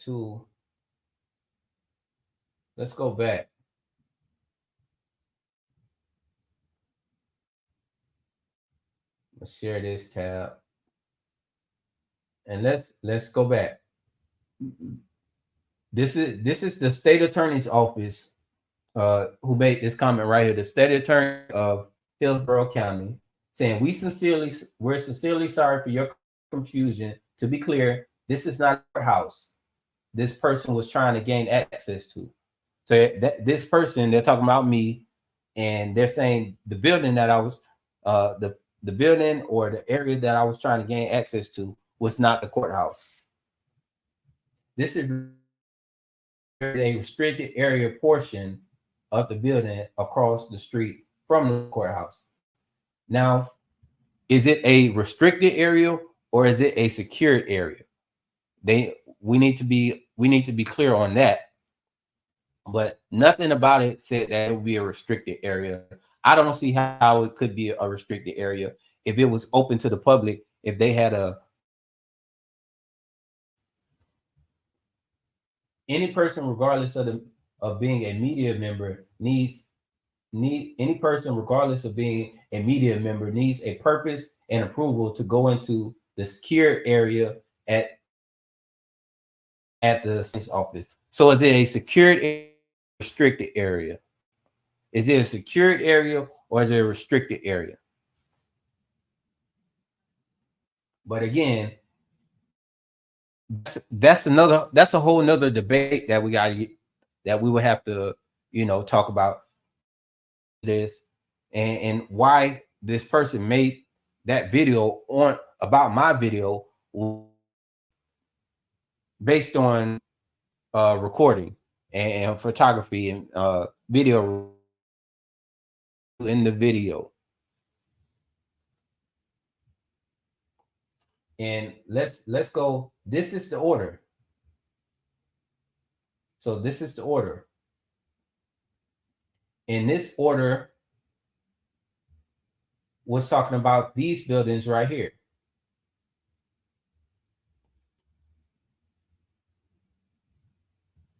This is the building that these are the building or the court facilities that this building pertain to. Not the court building that I was in. Just to let y'all know. Now they're saying that the building I walked to before that 700 building may fall into this. So if he would have did that video on that building, then this might have made sense. But it didn't make sense for this video, which, because he's saying I don't do my research and I don't blah blah blah blah. Obviously he doesn't. They do a few they skim through a couple of things and it's whatever. But this order has nothing to do with the building I was in.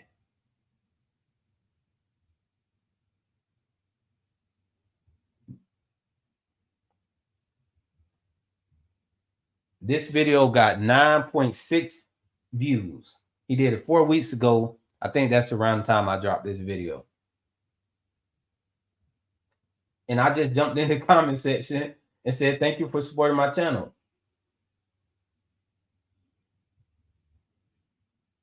All he did was drive traffic to my channel and be wrong.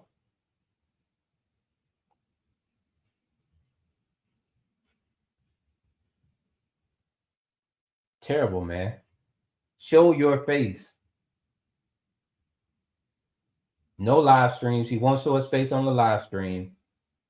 He's friends with Wrangler. We're not gonna click on that, but he's friends with Wrangler. He got Wrangler on his panel, but nobody shows their face here on their panel. Nobody shows their face on their panel. They're just talking boxes.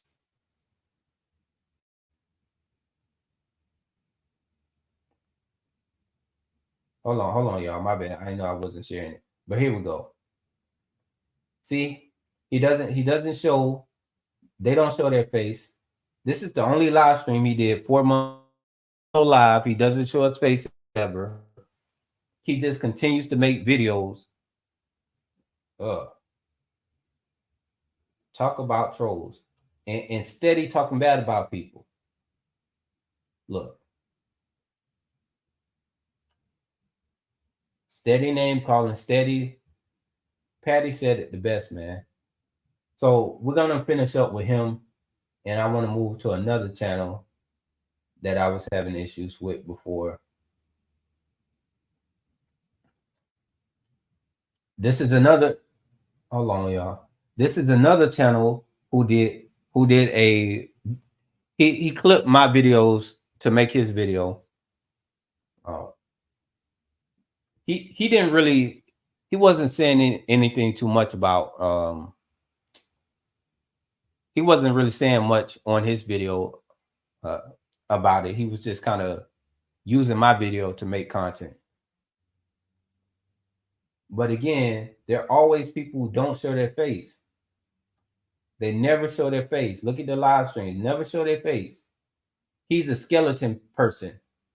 You see, that's him in the mask. He just wears a mask. And why would you hide behind the mask? Oh, I just noticed he did another one on me. He did too.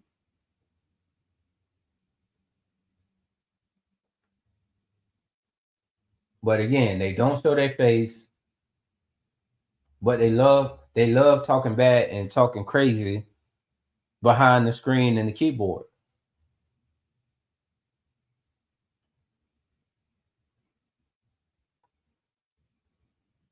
It's crazy to me.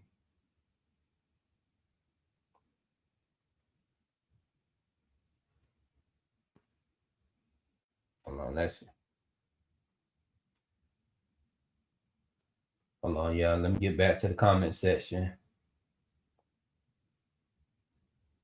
Yeah.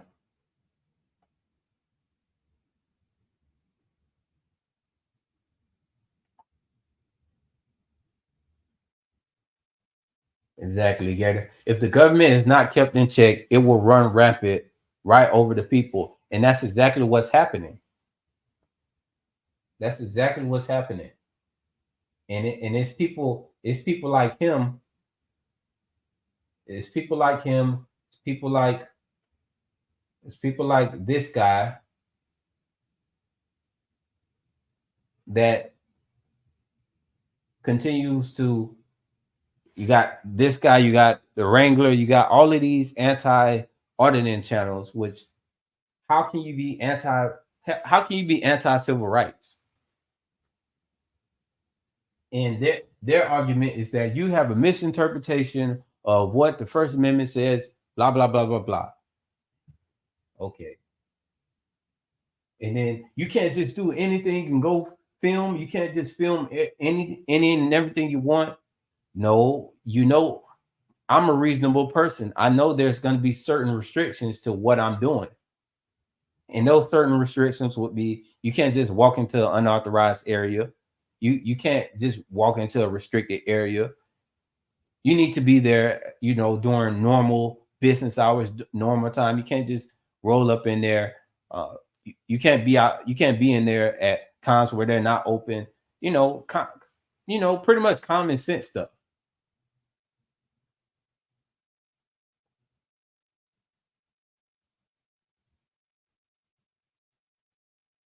Take care, Renetta. I didn't see I wasn't in the chat when you left.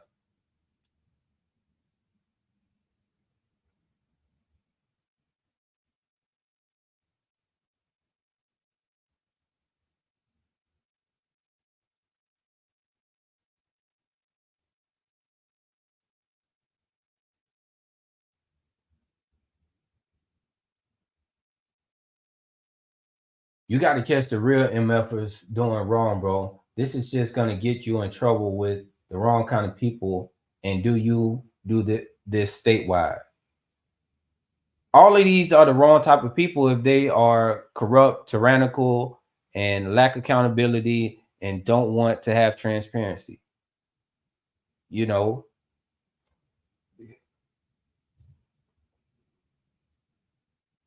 I don't know what kind of trouble you're talking about.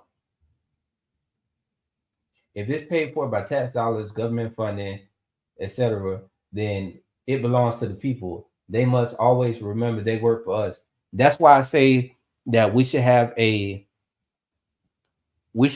every public building a chart, a structural chart showing where the citizens line up and where all the public officials line up under that. The citizens are at the top of the pyramid. Every single time, every city, every state, citizens are at the top. It's not the other way around, but they flip the city structure upside down in their minds.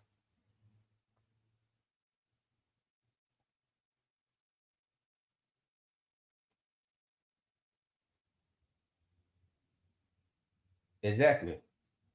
No accountability. He's brave behind being anonymous.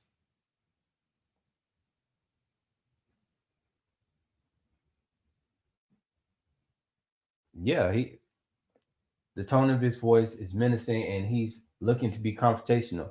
Exactly. Same that it's the same MO with all of them. That's the same way that all of them approach, even in the comment section. If it's not on the video, it's in the comment section. It's the same type of, it's the same thing. It's the same type of chaotic energy that's not of anything good. Even if somebody, I could see if somebody had a good heart and they just honestly didn't understand what was going on, and then they spoke on it, or they just had a difference of opinion. But these people will come and like this are malicious with it. They want to name call, insult, and do all of this other stuff that they know they wouldn't do in person.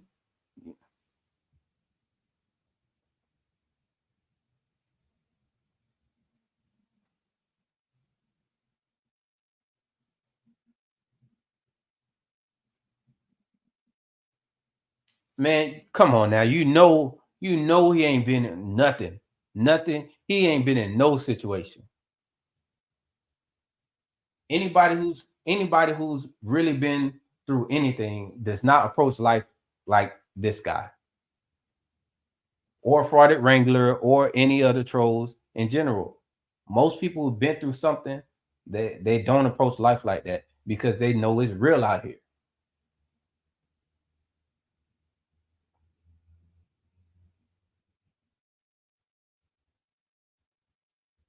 We need to be filming the lobbyists getting paid by the companies who profit for war.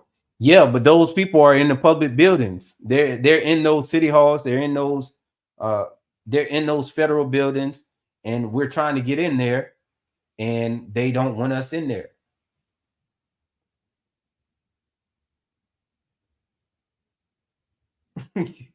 They say they're using their freedoms to be jerks. They have no lives. Exactly. That's another reason why I don't delete comments. And I'm not gonna copyright strike them or nothing like. I'm not gonna attempt to copyright strike them. I'm not gonna delete comments because I really believe in the First Amendment. You can say what you want, but just know in the real world, saying what you want, you're gonna have to be ready to stand on that too.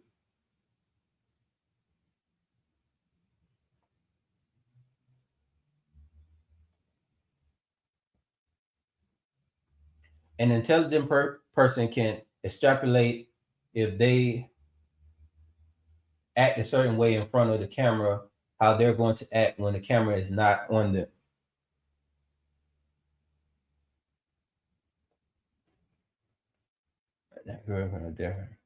Things. Yes, an accurate block diagram of the structure in order of things.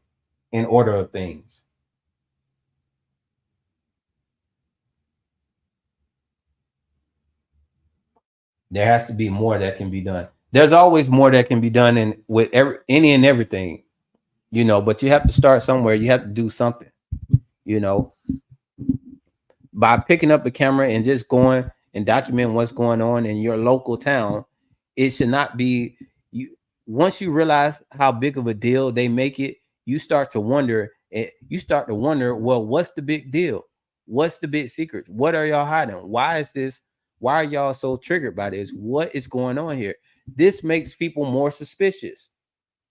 If they didn't seem like they were hiding anything, First Amendment artists wouldn't be a big deal. They wouldn't be that interesting to watch. The reason that they're so interesting to watch is it's because of the reactions from different people tripping out about absolutely nothing. What is the big trigger? But then you go to see it's the reaction is like somebody who is guilty of something. They start to get defensive. They start to get aggressive. They start to just say anything that doesn't make sense. They get to try to manipulate you to have you think in a certain way, or have you it's just all you. It's just more and more of. It makes it more interesting because now you're saying, well, something's up here. At first you didn't know, but once you start seeing stuff like this, you're like, oh man, it got to be something going on, because why would they do that? Any rational person is thinking that. Now, if you're an irrational person and you just think you should just follow the rules and follow all the rules that the government put in place, and you don't question them, don't question law enforcement, they're right in every scenario, and you just do everything that they want you to do and all that. If you're that type of person, I don't know how you can be that type of person. I can never be that type of person. People in my family haven't been that type of person. I wasn't raised around people with that type of person.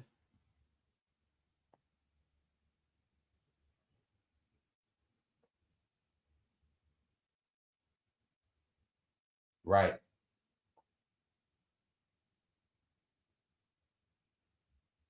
Right. Exactly. It's so many places that you literally can't say what you want. You can't do nothing because they don't have a constitution. The people in power get to do absolutely everything they want.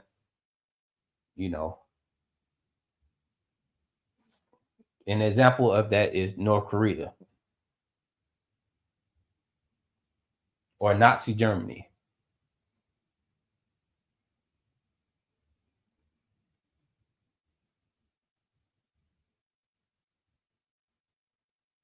I spit on it as a youth until I put my foot down and got proper training.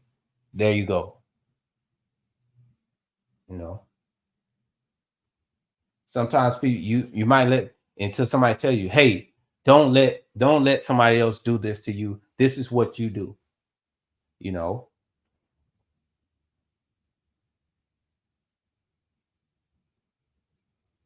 We don't really have one. Can be arrested for swearing, which is crazy. Given what? Yeah, man.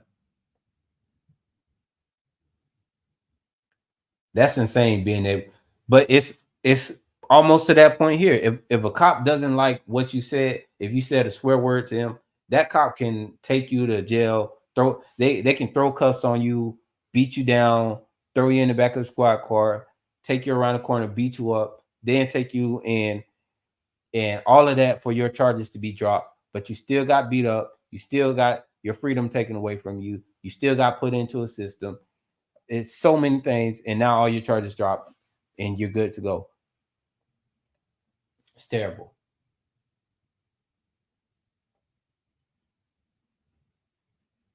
Oh yeah, Gator, that was cool, man. So, and that was you with your with your pipe nunchucks. I could have swore that you was gonna hit yourself, man. I was like, man, that's a little bit dangerous, man. You got to wear some padding while you're doing that type of stuff. But the vet was cool, man. I like what y'all was doing. I like what y'all was doing with that vet.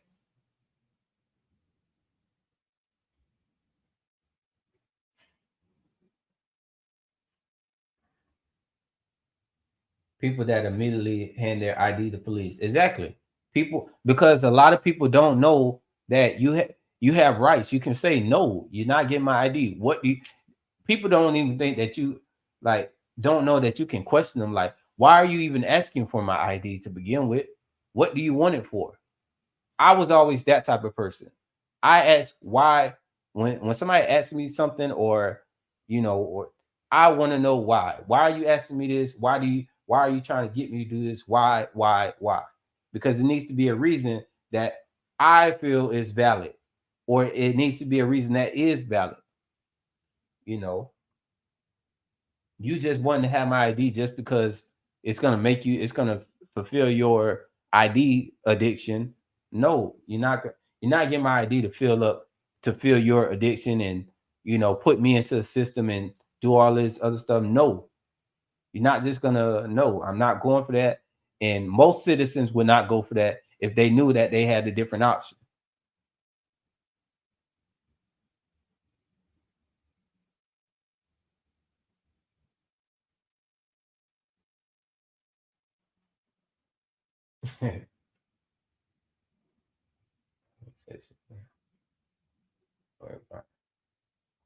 Exactly. Come Texas, we have open carry. Last thing people worry about is a camera, and they legalized swords like 3 years ago. Is it? That's what I'm saying. Like, if cameras should, I can't believe that people still try to act like cameras are a big deal when cameras are literally everywhere. Literally everywhere. You got them in. You got satellite cameras. You got cameras on every single building, inside and out. You got cameras all on street lights, every street corner. Cameras. Why is it a big deal when somebody adds one more camera to the bunch just because it's in somebody's hand? Like,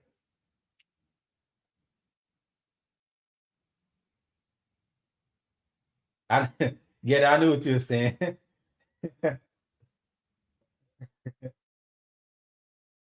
Yeah, man. That's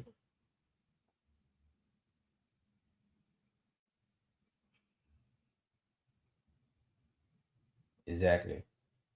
All right, I got some more stuff I want to check out with y'all too. Hold on real quick.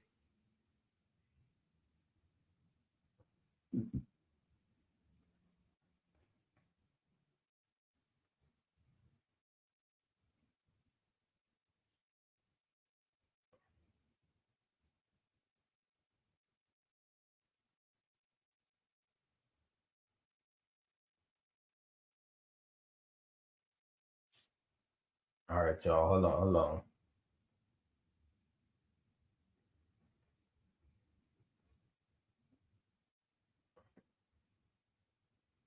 Give me a second. Can't believe them, man. Another thing that I hate with trolls is that they continue to throw straw man arguments out there, and it can be something totally outrageous that makes no sense and has nothing to do with the video, and yet they have this straw man argument about it. Like, oh, nobody.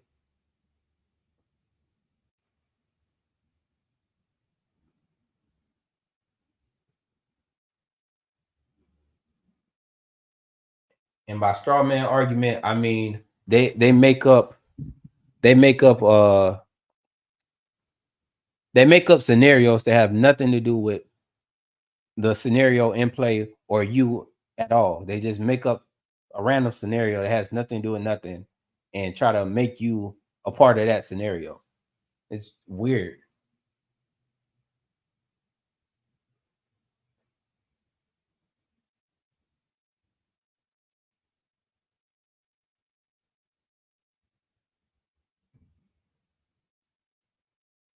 Oh, you want to see the clip? Hold on.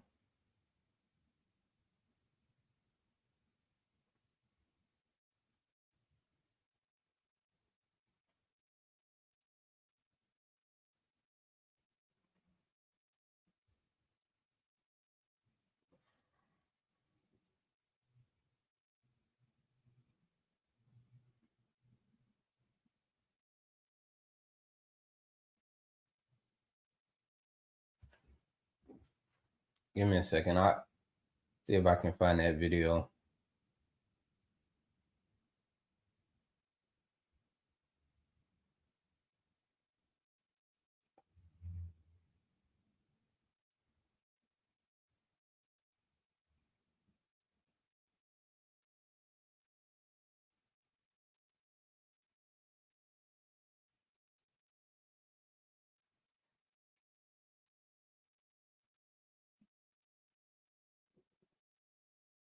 Hold on.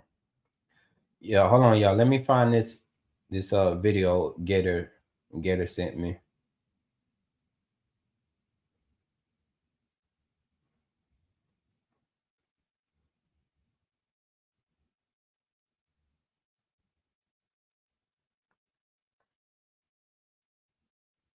Man, I gotta pull it up real quick.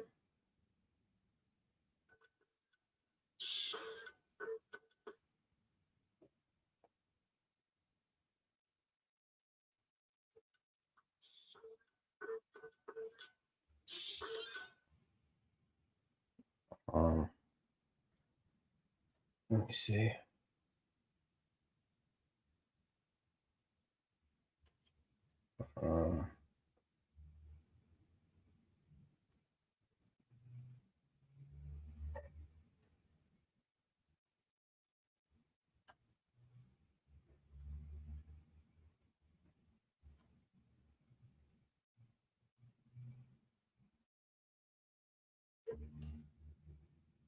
All right, y'all. So this is the video Gator sent me. We're just gonna check it out. He want me to show it to y'all. I don't have an issue with it. He going crazy with these nunchucks that he made. That vid is nice.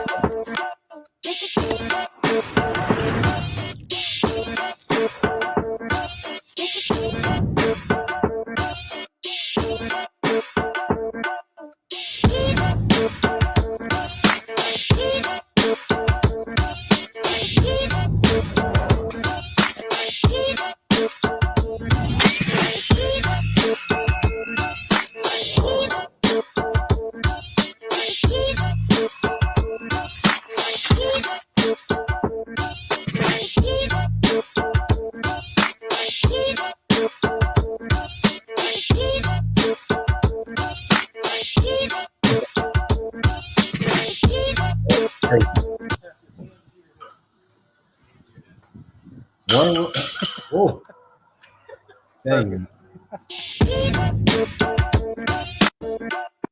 Y'all don't know that one wrong swing with or one distraction, and you get to hitting your like shin or worse.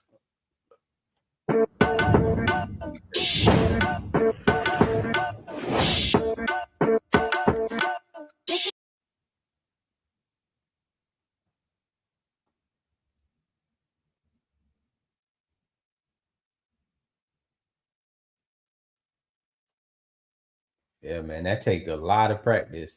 You made it look real cool. I've had nothing. It's not.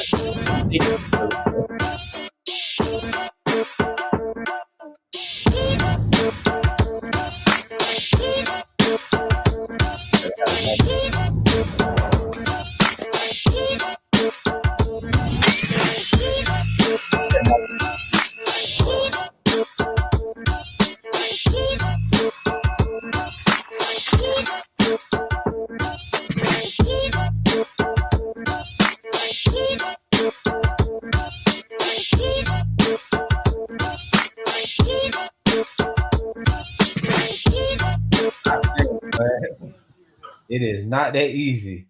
You make it look real easy. It is not that easy.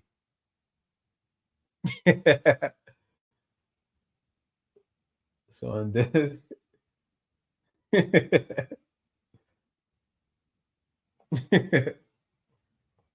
All right, y'all. So I had another channel I wanted to check out. So I don't know if y'all are familiar with that surprise witness, but she's a lawyer or a former lawyer. I believe she quit or whatever. But she's very entertaining as well.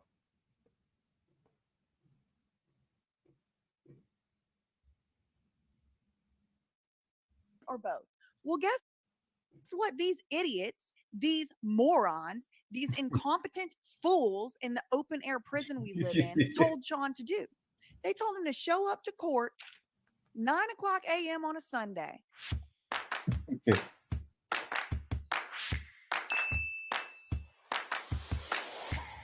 For all the women on my channel and in the chat. Hello, everybody. Good morning, good afternoon, good Y'all might whatever like the time her. of the day it is, wherever you are. How are you doing? It's funny. fine. Whew, Thursday already. I'm doing quite well. I have a lot going on. We have 2 premieres coming out tonight. One on BJ Investigates, one on Study Break. Now you're watching this, so 3 videos, I guess, today. Big day, big day. But I felt like I needed to get this video out there because, as a lot of y'all probably know, Sean Reyes from Long Island Audit, the Dan Barry coverage I've been doing, and a couple other topics I've covered on this channel, He got arrested unlawfully at the 61st precinct in Brooklyn by the NYPD.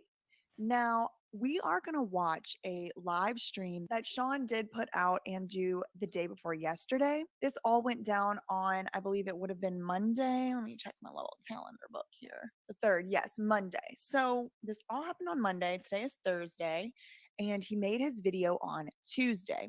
Now, his video is about 30 minutes long. There's also some other stuff I want to get into, so we probably won't watch the whole video, but I don't want to waste too much time up front. Without further ado, let's get into this video, and then I want to show y'all a couple things that I found about these arresting officers and about the NYPD in general. Yesterday, April 3rd, We'll do that another 2023, time. I This was is for- arrested hold on. by 2 tyrant officers. So I want to just, I'm going to say just SSG. Yeah. So SSG, we usually don't look at things the outside of, what the stream is about. The reason I did that for Gator is because Gator has been here for a while and I'm familiar with him. He actually has my personal number and we communicate that way.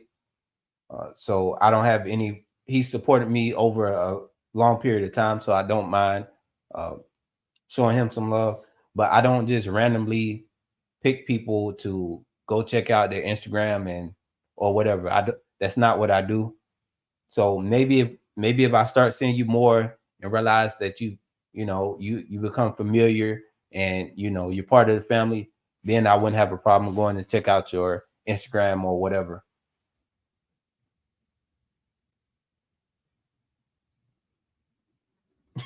Brady does not like Sean, man. The NYPD's 61st. I'm not really. precinct in This is not Brooklyn, really about Sean. This is more so about that surprise witness and her covering it. New York. Brady does not like They took Sean. my man. freedom, they took my property. Let's get into it. All right, guys. So Sean does have up the desk appearance. I do have that document, but I don't think I'm going to pull it up right now because he has it up. So What's up, guys? Long Island Order here. Back again with another video. SSG Getting extremely graphic tired of designer, you may doing be these able to help lives me having to create some sit in a graphics cell for 6 hours. I for was different arrested things yesterday in by the the back NYPD. end of Oh, another thing real quick. our work. I So you did can email request me. the That's the incident best thing. report, Email the me. arrest report, and the body camera footage of this incident. I've not heard anything back, but I did just make the requests yesterday morning, so about 24 hours ago. I have confirmation emails for the arrest report and the incident report, but they did not send me a confirmation email for the body cameras. So I may actually just request those again today just to make sure that they did get them. PD. I was arrested yesterday by the NYPD at the 61st precinct. As I just said, I basically went there to exercise my rights like I normally do, right across the country. So I said, you know what? The NYPD's in my backyard. I've seen and I've heard rumblings of Yeah, some man, people you're gonna having have some to issues evolve over with there, AI because but it's getting real it's out here. always been in my mind for months to go to the NYPD and really exercise our rights and do a good audit on them. So I went to the 61st precinct in Brooklyn because I've heard a lot about that specific precinct. There's a lot of bad Google reviews that they're not accepting complaints against officers or even regular complaints to other citizens. SSG, you They gotta laugh at start you, they get using. you horribly wrong. It's You got to start using really AI a too. mess over there. So I walked into the precinct. My objective was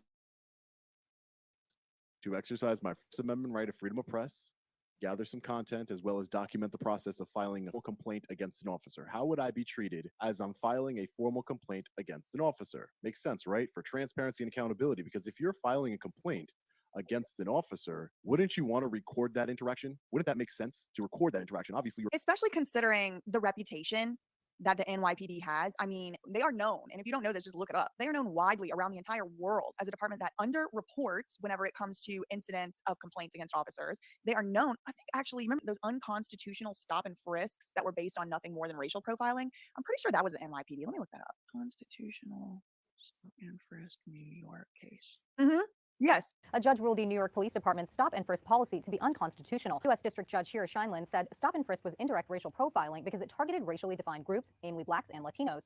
In the 195-page ruling, the judge said the NYPD employed unconstitutional tactics to try to deter crime. No weapon was found in 98.5% of 2.3 million stop and frisks. Blacks were 30% more likely than whites to get arrested for the same suspected crime. New York Police Commissioner Ray Kelly called the judge's decision disturbing and offensive. So back in 2013, a decision was announced by a federal judge that found NYPD violated the United States Constitution with this unconstitutional stop and frisk policy. Just like all of these, this is the thing with the trolls. They believe that any policy that's implemented is valid. No, it's not valid. And those people going with the stop and frisk, like, well, it's the policy, and you know, it's they think policy is law. So like, well, you know, it's law says it's okay. They said it's okay, you know. So no, it was unconstitutional. And it took people having to fight against it to tell y'all that it's unconstitutional. Like, policy that was based on nothing more than race. But I specifically remember as a variable in that case, the officers were not reporting what their reasonable articulable suspicion was. They basically were just stopping any and everybody. They weren't even reporting everybody that they did stop. They weren't keeping logs of it and stuff like that. So this department has already been found in violation of the Constitution. They've already been reprimanded for that. So yes, I would agree with Sean. It is definitely important to record these incidents because we already know. I requested that body camera footage and I already know I'm not going to get all of it. I just know I'm not. I should, but I know I'm not. So of course you would want to record yourself having that interaction with these tyrants that have already been shown not to respect or follow here to the Constitution, which is really pathetic because that is the one thing that they put their hand on the Bible or whatever and promise to uphold. Complaining, you're issuing a complaint against another officer, so you want to document that process for transparency and for retaliation purposes, right? They could be retaliating against you. Yep. So I didn't think it was that big of a deal. I walk in, I was confronted by a sergeant. I have his name here on the desk appearance ticket I received. Korchemet. Let me see if I can find a picture of him. Lives in Queens County, Queens Village, New York. Jasaris coordinates. Also, Kakuza is a mafia name. Dumbass. This is a miserable ass looking bunch of people. I mean, my God, not a shred or a sparkle of joy to be seen. And just look at them. Look how they're looking. Oh, they're miserable. My God. All right, let's get back to what Sean was saying. Says you cannot record in the police office, in the police lobby, period. yeah, Jim, Now, she cool. Shut up. politely, you guys know, I politely told Sergeant Korchemet that I was not going to stop recording. I wanted to file a complaint against an officer, and I wanted to document that process and exercise my rights. He told me that it was NYPD's policy not to record inside of the lobby. I told him policy does not trump the United States Constitution or we the people's rights. And he went back inside. I thought maybe one for we the people. He went back inside about one of the biggest tyrants I've ever met, Giovanni Kakuza, right down here, the arresting I'm gonna put his picture up. officer. He immediately became very aggressive, 0 to 100, no de-escalation technique whatsoever. Immediately told me to stop recording. And if I didn't stop recording, I was going to be subject to arrest. So I said, I'm not going to stop recording. This is for Recording is not a crime, you dumb transparency. This is my right. This is our right. Where is the disconnect that we, the people, can't go inside of our building in a lobby? I can understand there's because these mafia kids think it's their building. restricted, interview rooms, things of that nature, evidence rooms, a police officer lobby that it's, wait till you see the video. It's so small anyway. What's the big deal? They've admitted to me that there was nothing, sensitive information. They said, you can't record. That's it. The sergeant said, immediately, when I tell you 0 to 100 really quick, 0 to 100 really quick, within minutes, I was placed in handcuffs put on so tight, cutting off circulation, telling the officer, Kakuza, hey man, loosen the cuffs. What's wrong with you? That's the thing, right? That's the disconnect. That's how they act, these mafia kids. Kakuza. Just take a little bit of a Google search down the Kakuza lane and see what you find. And before y'all go on about, oh, you need to be scared because I'm scared because you're covering all this. First of all, I'm not scared of these people. First of all, because you know what's even scarier than the mafia? You know what's even scarier than the Thin Blue Line cult? Transparency, which is exactly why they don't want to be recorded. Come around my house and watch what happens to you. I promise you, I won't be the one leaving in a body. I promise you I'm not. First of all. Second of all, Hey, let's she say they wild. do get me. I'm not suicidal. I don't want to die. I like being alive, all that. I sometimes wish that I could get in my spaceship and zoom off. But all this fear-based mindset is why and how we've ended up in this open-air prison to begin with. If it's got to be a little girl with a unicorn pinata and puffy headband that's going to stand in the face of fear and say, y'all aren't telling me what to do. Y'all aren't silencing me, and I'm not scared of you, then so be it. I'm not scared of you. I'm not scared. Stop coming in my comments section talking about being scared. This ain't the place for scared people. Somebody has to stand up to this shit. Thank God for people like Sean Reyes. Thank God for people like Mike and Nina from Blind Justice. Thank God for people are not scared. And you know what? Even more so, the people who are scared and they stand in the face of fear and do it anyway. I am not going to facilitate a fear-based mindset because that's exactly why and how we've gotten into this open air prison to begin with. I'm not scared, and I encourage y'all not to be either. This is our country. These Man, are y'all our got to like her, institutions. man. This is our labor that goes into paying these tax dollars. These mafia boss kids, these people. Come around my house and watch what happens to you. I'm not scared, and I know exactly how to handle a tyrant. That he says he was just doing his job. Your job is to not put on the cuffs so tight that it cuts off my circulation. You were being a tyrant. That's what you were doing, Officer Kakuza. You were being a tyrant. My hands were turning blue. I could feel. All this Hold for a on, yeah. camera. As y'all see, man, I really like her. Like for one, she's entertaining. She's passionate. She's smart, and she knows what she's talking about. She's not just going based. She actually knows what she's talking about. All this for a camera. And I'm going to show you what else they do in the NYPD once we're done with this. The blood rushing just stuck in my hand. That's how tight. Never before. I've been arrested a few times doing activism like this. Never before has anyone put the cuffs on as tight as Officer Giovanni Kakuza. Never once. And he laughed about it. Because he's a sick freak. He thought it was funny. He thought, he thought. Funny now, ain't it, Giovanni? It's funny now, ain't it? Now that everybody got your name on our lips, now that you're going to be the reason for a mass protest, a peaceful. If y'all not following her already, I definitely recommend it. I definitely recommend it for all of my female followers or female subscribers. Anybody who supports my channel that's a female, like y'all gonna love her, and like she like the most girly everything, and y'all gonna love everything that y'all will love everything about her channel. Protest? It's funny now, huh? Ha ha ha ha. The whole situation was funny. I wasn't some hardened criminal or, a murderer or anything like that. He just wanted to do that because it gave him power over me, right? He just wanted to put those cuffs on. He thought that Sean didn't have an audience. He thought he was going to be able to get away with it. You got to like handle Sean like he handles everybody else. And guess what? It's going to come back tenfold, Giovanni. Tenfold. Every single person you've treated this way is allowed to comment in this comment section. Maybe we'll have a mass podcast. Maybe everybody that's been mistreated by Giovanni can come on this platform, can go on Sean's platform. Maybe. Who knows? He thought he was going to be able to get away with it because he thought nobody cared. Well, guess what, baby? The tides have turned. We care a lot. So tight. And then not even loosen them. Not even loosen them. Another officer had to come and loosen them for me. He should be charged with a crime for that since he likes doing that to other people. Ridiculous. Immediately placed under arrest, ladies and gentlemen. Immediately. You can. Camera, GoPro, all my property taken from me. I was placed in a cell. I was in that cell for 6 hours. 6 hours. 6 long hours for a criminal trespassing charge. Again, retaliation. But I'll explain a little bit more detail. Let's go over this desk appearance sticking in front of me right here. It says you are hereby summoned to appear in the criminal court of the city of New York to answer a criminal charge. Should you fail to appear for the offense charged below, in addition to a warrant being issued for your arrest, you may be charged with an additional violation of penal law, which upon conviction may subject you to a fine and prison. So this I want y'all to pay special attention to. See this desk appearance ticket? It says that his court date is on 4/23/2023. Y'all see that? That's this month, April 23rd. That's in like less than 20 days. And then they give him all these threats. Let me have it here. It says, should you fail to appear for the offense charged below, in addition to a warrant being issued for your arrest, you may be charged with an additional violation of the law. Upon conviction, it may subject to a fine, imprisonment, or both. Well, guess what? These idiots, these morons, these incompetent fools in the open air prison we live in told Sean to do. They told him to show up to court 9 o'clock a.m. on a Sunday. It ain't but about 8 o'clock a.m. right now. I'm gonna call when they open and see what the hell the deal is with that. And are both.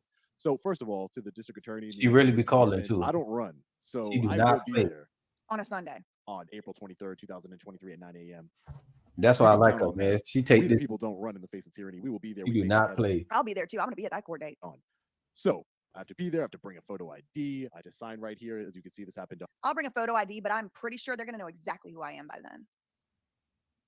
Giovanni, Corchit met. They're gonna know exactly who I am by then, but I'll bring my ID. So 20 days later is my court date. It's in the county of Brooklyn, the part DAT. Right here, Ray Jean Paul refused. They wanted all my information, like cell phone number, home number. No, not giving you any of that. So here we go. We have the command right here. Kakuza Giovanni is the officer that arrested me, the tyrant officer at the command of Sergeant Korchemet Torceris. I believe Torceris is his first name. I want to make sure he's right. I tried to explain to them, and here, right here, is just the invoice before I even talk about that. So as I'm sitting in the cell for 6 hours, they must have figured out 6 hours for filming where you're allowed to film. who I was, right? Ladies and gentlemen, they figured it out. They must have Googled me. I don't know what they did, but they figured out who I was pretty quickly. And it went from them treating me like utter and complete garbage to the sergeant and Officer Kakuza coming inside the holding cell without body cameras, mind you, saying, "Hey, why did we have to go down this path, man? Why'd you have to do this? Why'd you have to get arrested? You're not going to change any policy here. What are you trying to do?" Kakuza coming inside the holding cell without body cameras, mind you, saying, "Hey, why did we have to go down this path, man? Why'd you have to do this? Why'd you have to get arrested? You're not going to change any policy here. What are you trying to do? It didn't have to go like this. I don't want to have to arrest you." Trying to play like They always try to play the nice guy once they realize that Sean has an audience, and that is ridiculous. They should not be treating people differently based on whether or not people listen to them on YouTube. Crazy. That is ridiculous. the good cop and the good sergeant now, after you just placed the handcuffs on so tight, cut off my circulation, and took my freedom away from me for 6 hours. They're trying to like, hey, make buddy talk. I didn't want to talk to them. I said, hey, listen, I'm exercising my Fifth Amendment right. I don't want to talk anymore. You know, you guys messed up. This is our policy. This is what they said, ladies and gentlemen, law enforcement officers. This is our policy here. You were arrested because you broke our policy. That's what they said. And then That is so stupid. And while we're at it, let me just show this to y'all. So we'll get into this trespass statute. Like, this is the one they actually ended up putting on the desk appearance ticket. But I want to show y'all this real quick. Here's a New York City law, a law in New York City. It's section 14-189. Big and K it in the says building. What's up? What's up, record Karen? police activities. Officer means any police officer. So that applies to Corsachet and Kakuza. Police activities mean I'll be right any back, y'all. activity of an officer acting under the color of law. Record means to capture or attempt to capture any moving or still image. Right to record police activities. Here's the law right here, y'all. A person, that means Sean, anyone really, right? But a person may record police activities and maintain custody and control of any such recording and of any property or instruments used in such recording. Nothing in this chapter shall be construed to permit a person to engage in actions that physically interfere with any official or lawful police function, or to prevent the seizure of any property and a recording of police activities where the seizure is otherwise authorized by law, or to prohibit any officer from enforcing any other provision. So you have the right to record the police unless you are interfering with official lawful police functions. And look at this. There is a private right of action. A claim of unlawful interference with recording police activities is established under this section when an individual, that means Sean, demonstrates that he or she recorded or attempted to record police activities in accordance with subdivision B, that's the one we just read, and an officer, that would be Korchit Met and Kakuzo, interfered with the recording of the police activities. That includes the following actions: preventing or attempting to prevent recording, which is definitely what they did; threatening or making any effort to intimidate a person recording the police activities, which is certainly what they did; stopping, seizing, searching, issuing a summons, or arresting an individual because they recorded the police activities, or seizing the property or instruments. Literally, you can sue the police. It is a right of action under this statute to sue them for all of the things they did to Sean. We'll get to that more in a minute. Let's see what else he had to say. was, as you could see here, I was charged with offense charged is PL 140.05. That's a criminal trespassing, excuse me. So but they stupid. were like, oh, it didn't have They are so stupid. to go this way, you know. It didn't have to go this way. That's for damn sure. It didn't have to be this way, you know. Didn't have to all happen. Now they're being all nice to me because they know that the power of we the people united are You know what? Y'all could just go ahead and drop these charges. Then none of this does have to happen. You're right. If y'all drop these charges, none of this has to proceed, and it didn't have to happen. I still think that based on the statute that I just read, Sean has a private right of action to sue y'all, but you definitely should drop these charges. strong. I sat in that cell, officers were passing by and everything. Why do you look so happy? I'm happy because I get to create change. I get to create change. You violated my rights, and we the people are going to be united. They don't understand. I sit in there not alone. I sit in there knowing that all You are not alone, Sean. 400,000 of you, 400 plus thousand across all social media platforms, and in here right now, 5,000 of you have my back. I know that. I know that we together will affect change, Crazy. just like we did in Five- Merwin, just like we did in 5,000 people on the Connecticut, where we live held them stream? accountable, just like we did in Maryland, just like we did everywhere. We go, we're fighting for change. And that's what I'm going to fight for here in the NYPD. I'm going to go to each borough: Queens, Brooklyn, the Bronx, Staten Island, Manhattan. I'll go to each and every borough, to each and every precinct in each one of those boroughs. And we will fight. We will fight peacefully, but yes, we will. the legal way. Let me make that Yep. clear. The legal Yep. way for our rights. We need to have transparency. Yes. We need to have accountability. I'm sick of it. I'm sick of it. It's bad enough in these little towns with 5,000, 10,000 people that live in them. This is one of the biggest police departments in the country. Open air prison guards do not know how to act. They're tyrants, they're bullies, and they're insane. And when they let me go Facts. 6 hours later for a desk appearance ticket, this is all they gave me is a desk appearance ticket. 6 hours in a holding cell, ladies and gentlemen. There was no bathroom in there or anything. I had to ask them to take me to the bathroom and everything. Horrible. And I'm not saying that's a complaint. I'm saying that I know what I do, right? I do this for each and every one of you. I know what I do, and I do it for the people, and I do it to affect change and to hold And thank God, because can you imagine if there was just nothing and no one stopping these people? I mean, honestly. Yeah. tyrants like Officer Kakuza accountable and the sergeant. I know You got to think if Sean didn't go ahead and take this further and take it to court and have it overturned, this unconstitutional policy would still be in play.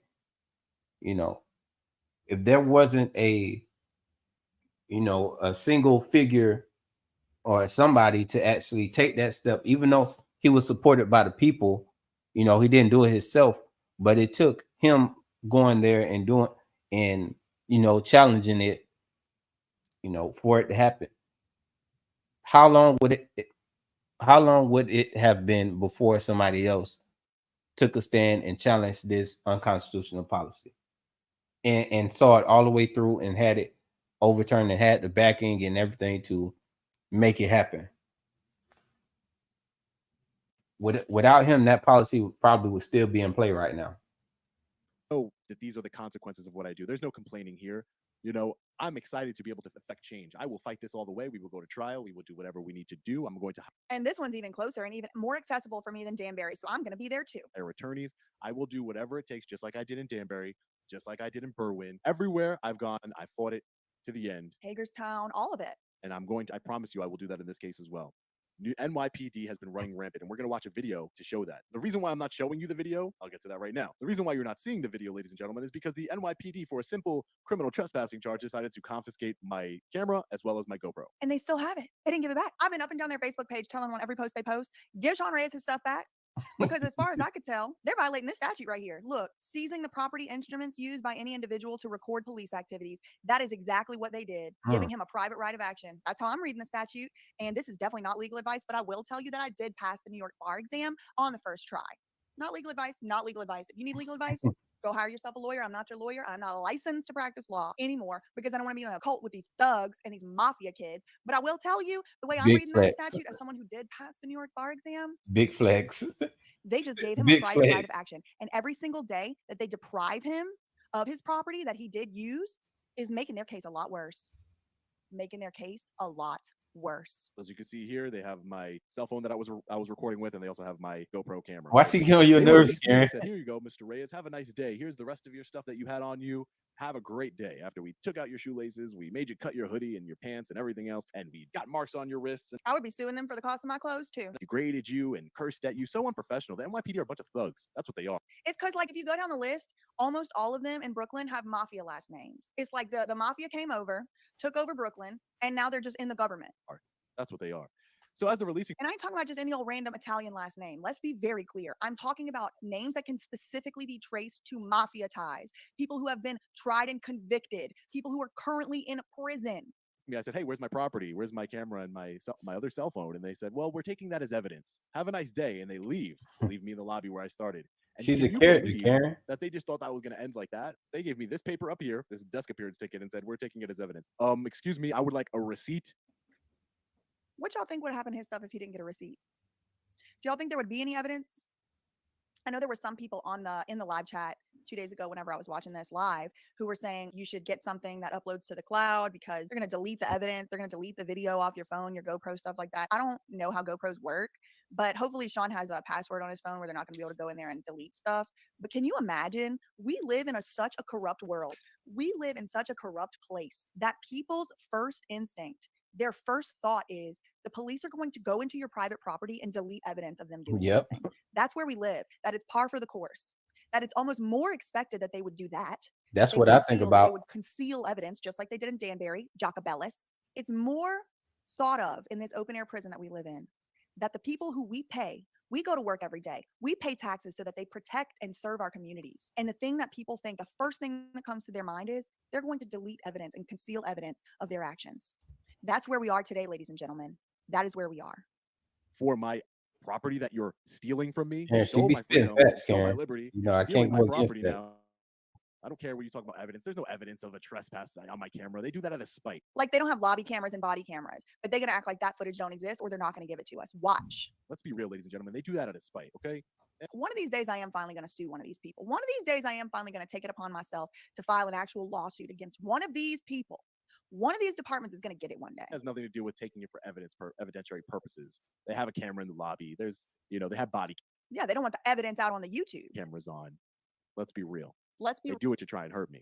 So period. that- Now Sean's not going to have his own cell phone, like his cell phone that he uses as a cell phone to go around in the world. He ain't going to have his own cell phone until Sunday, April 23rd. Why is court on a Sunday? Just still. to try Slash and out, what's prevent up, what's me from up? showing you all the video. I was going to live stream for people who are going to ask that question, but the service wasn't that good and it wasn't working, so I decided to just go in there, static recording on 2 different devices. Probably should have waited so I can get the live streaming working. But anyway, they You know, finally came out. I and gave rock me with this, her "Oh, because you I know, you believe she on the what? right This is side. you. This is the NYPD here," and they gave me a receipt for both of my. That's what you see here again, and the desk appearance ticket. Completely You insane. know, Please let's take a break really quick. I'm about to show you something else really quick over here. This news article. I know, Before I I made know this video, different I people did have different briefly communicate with personalities. Sean, and I asked him, "Is there any call to She's action that I entertaining can to tell me. to the people over on my channel to do?" He said, "Yes, please put the contact information for the people to redress their grievances peacefully in the description box, which will be there down below." And I'm also asking y'all personally, click on Sean's video, and I'm gonna link it down below. Click on it, go over there, like the video because it helps to boost it in the algorithm. And Sean ain't the only person that the NYPD I like antennas are that. a little.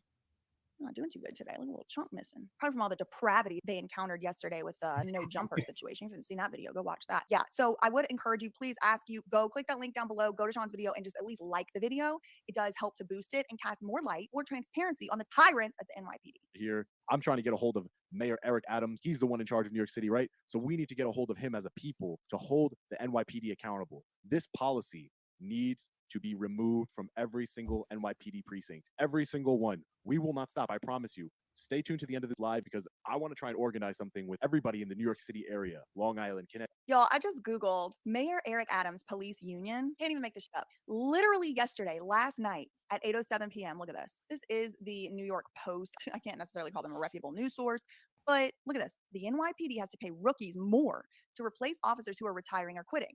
And the mayor does keep raises for existing officers below inflation. Even so, we're giving away a lot without asking much in return, and we still can't afford it. Even in the short term, taxpayers may pay for this contract well after it expires. So look, it's being reported on that he's making deals with the Police Benevolent Association, the police unions. So if y'all think that any accountability is going to come from a politician who makes sweetheart deals with police unions, you're wrong. You're mistaken.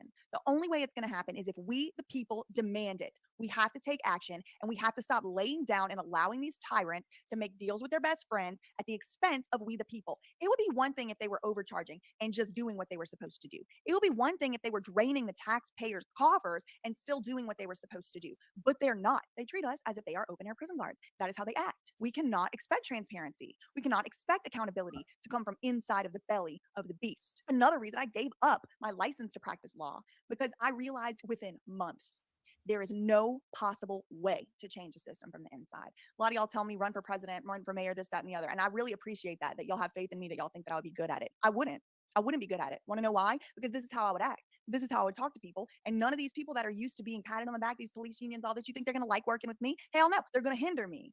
There's no way. These people in the belly of the beast are used to these sweetheart deals. They're used to softball questions. They're used to kid glove treatment. They ain't used to being talked to like how I would talk to them. And y'all already know what would happen to me if I tried to talk to them that way. Y'all already know what would happen. I'm gonna get into it. Wherever you, Pennsylvania, New Jersey, New York City itself, wherever you guys may be, we need to do something big together.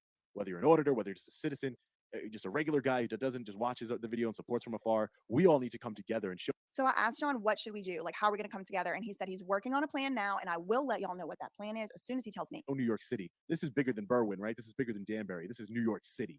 And I believe that together we can really change this policy and we can really fight for I do too. accountability and transparency in the NYPD. And they need it. You know why? Because look at this article I have right here in front of me. Let me zoom in a little bit for you guys.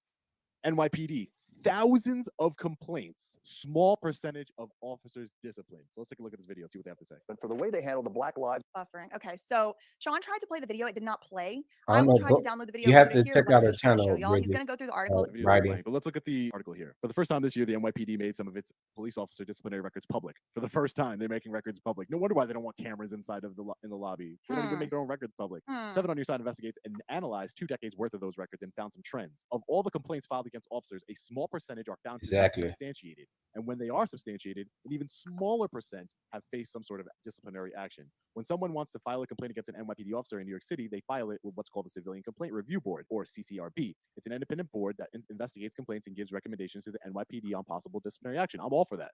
A citizen review board, it's great, but we all know it doesn't work because they have no power. They have no power, aka enforcement authority. So it's like, okay, the Citizen Review Board looked into your complaint, and the police union and Eric Adams are much more powerful than this little silly board, so nothing's gonna happen. Recommendations. When Elon Williams got pulled over driving with his new red Nissan in the Bronx, what happened next caused him to file a formal complaint. The mechanic just finished building his dream car and was taking it for a test drive when he got pulled over by police. He believed officers mistook the car backfire for a gunshot. For the entire time it was happening, I did not think I was going to survive. The pull over and arrest was captured on a parking lot surveillance camera. Thank God. The video shows Williams putting his hands in the air, and he describes what happens next. There was maybe a circle of 5 or 6 of them around me. I got boots to the head. I got punches over 20 times.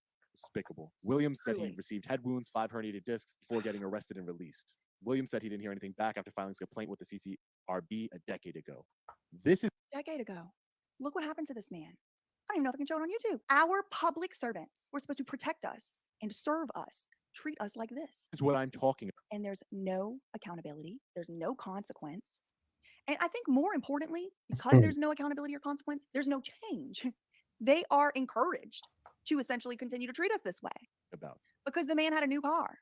Look, pull the man over, write him a ticket. If there's a noise ordinance, if the car is loud, I'm not saying people should be allowed to just run amok and make it all loud and crazy for us. But what I am saying is surrounding somebody and beating them within an inch of their life and causing injuries is not acceptable for a loud car. It's just not.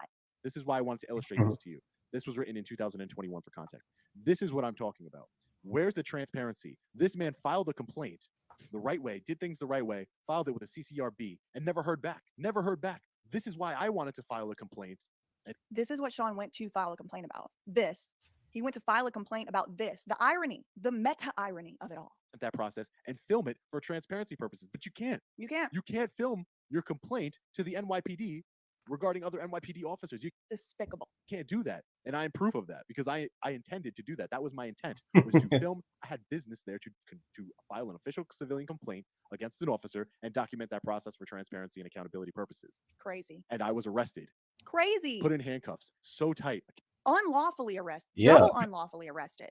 Because they also broke the filming the police law by interfering with Sean, who was filming police conducting their activities.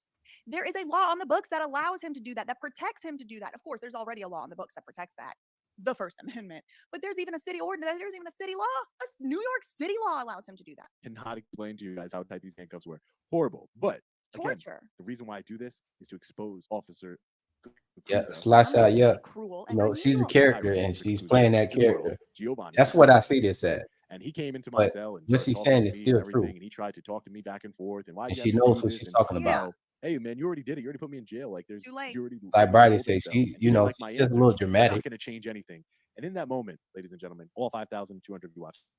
In that moment, he says, "You're not going to change anything. You think you can change the NYPD? Yes. You're not going to do anything." I thought to myself, "Wow, he's so confident." Not only do I think that we, the people, can change the NYPD, not only do I think that, I know it as a matter of fact. People like Cucuzzo, they've gotten away with tyranny for far too long. Even one person being treated like this is way too many. They've gotten away with it because the mayors and the governors are best friends, sometimes even family members, with the police union leaders, with the Fraternal Order of Police leaders. Guess what, baby? We can vote you out too. It's time to clean house around here. Not only do I think that we, the people, can come together to change the NYPD, I know it as a matter of fact. But you know what? I'm confident too. So I know that all of us can really affect change together. All the public contact information regarding this arrest is in the description below. The NYPD 61st Precinct's telephone number, Facebook, Twitter, Mayor Eric Adams, who's the real person we need to get a hold of here. Who ain't gonna do nothing, but I do think we should contact him. His Facebook and Twitter as well as his contact I'm gonna copy paste everything Sean's mentioning right now and link it down below. information is also in the description. I filed a FOIL request, Freedom of Information Law. That's what it's called here in New York State, FOIL. So I filed a FOIL request for the body camera footage because they were wearing body cameras. Sometimes they would take them off. I don't know. I filed a FOIL request. See, another reason why we need to record our interactions with police, because they take their damn body cameras off their bodies. They turn them off. They turn the audio off. Then sometimes if they don't do that, they're going to delete the audio before they give it to you. For their body cameras as well. Redacted, stop illegally, using body unlawfully, cam leaving footage. us with no way to redress that issue. As the policy on body cameras, because they would leave them, on the desk while they came to talk to me in the cell, and very unprofessional. I'm telling you, the way they talk, they're a bunch of. Look at this article, ladies and gentlemen. What does that sound like? Officers of the law to you? No, it does not. And I was able to download that video. So after Sean is done talking, we're going to watch that video, the one he couldn't get to play. That beat a man, even 5 herniated discs, boots to the head. That sounds like a gang to me. It is a gang. It's a mafia. It is. This is the mafia's kids. That's what it is. The NYPD gang. And their reign over NYPD is over because we're going to make sure I'm there. I'll go to every 5 boroughs. I can't do it without you guys. We're going to have to organize some sort of, mass audit, right? We need a mass audit in the NYPD and in the New York What'd City. you in say, general. We need Gator? to get some eyeballs. Like I said, New York City is not like Berwyn or Danbury or Hartford County, Maryland. Exactly. I mean, I think it's still just as ridiculous how they act over there, and I care a lot about it. But this is NYPD. This is New York City. Or any of those things. It's Have a huge to. city. It's the city that never sleeps. We need to come strong. We need to really show the leaders, Mayor Eric Adams, that we are not playing any games. We're not. We demand. I'm not playing any games with them. And we the people demand transparency and accountability. This charge is nothing, right? This is part of the activism. This is part of my purpose, my job. This is part of what I love to do. I don't love to get my freedom taken away, but I love to expose a tyrant, and I love to really, really affect change. And I've done that. You've seen the mayor take down the sign in Berwyn. Let's try and work together with Mayor Eric Adams. Let's demand some accountability and transparency in the NYPD. And that starts with as many people watching this video as possible. As many people as possible. So please like, share, and comment your thoughts below. I really appreciate you guys. I'm going to take a few minutes to read some of your comments. Okay. So I'm going to pull up that video that Sean tried to get to play and he couldn't. And it was the reason why he even went to the precinct in the first place to make complaints about this particular issue. So let me pull that up. Okay, so here's that video he was trying to get to play and it wouldn't play. 5 dozen New York cops now facing possible punishment for the way they handled the Black Lives Matter protests last year. All this part of a more transparent way of letting the public know about police accused of bad behavior. Of course, it hasn't always been like this. Complaints against cops have until now been kind of shrouded in mystery. But no more. Investigative reporter Dan Krauth with things about the NYPD we didn't know before. When Elon Williams got pulled over driving his red Nissan in the Bronx, what happened next caused him not to just leave New York City. FAQ, what's up? What's up? I like New York. I didn't want to leave, but I also don't want to live in fear. The mechanic just finished building his You gonna Seriously, you making gonna us want like to get in our this spaceship and thing, zoom man. away. dream car. Oh, I love that car. Was taking it out for a test drive when the NYPD pulled him over. He believes they mistook a car backfire for a gunshot. Surveillance video shows him putting his hands in the air, and he describes what happened next. There was like maybe Look at that. Look at this criminal gang. Look at them. maybe like a circle of 5 or 6 of them around me. I got Golly. punches to the head. I Look at this. got punches Look at that. over That 20 is times. He says crazy. He received head wounds and 5 herniated discs. He filed a complaint 5 with the Civilian herniated Complaint Review discs? Board, or the CCRB, an independent group that investigates police. I didn't hear anything else from CCRB. He says he had to take his case to civil court, where he won a $2.3 million settlement to He won $2 million. get action. I don't think Crazy. justice was served at all. Earlier this year, the NYPD made its disciplinary records public. Because do y'all think that the New York Police Department gives 2.5 shits about paying out $2 million? Let me look at what the budget is. NYPD, $11 billion. $11 billion. $11 billion. $11 billion. $11 billion is the budget.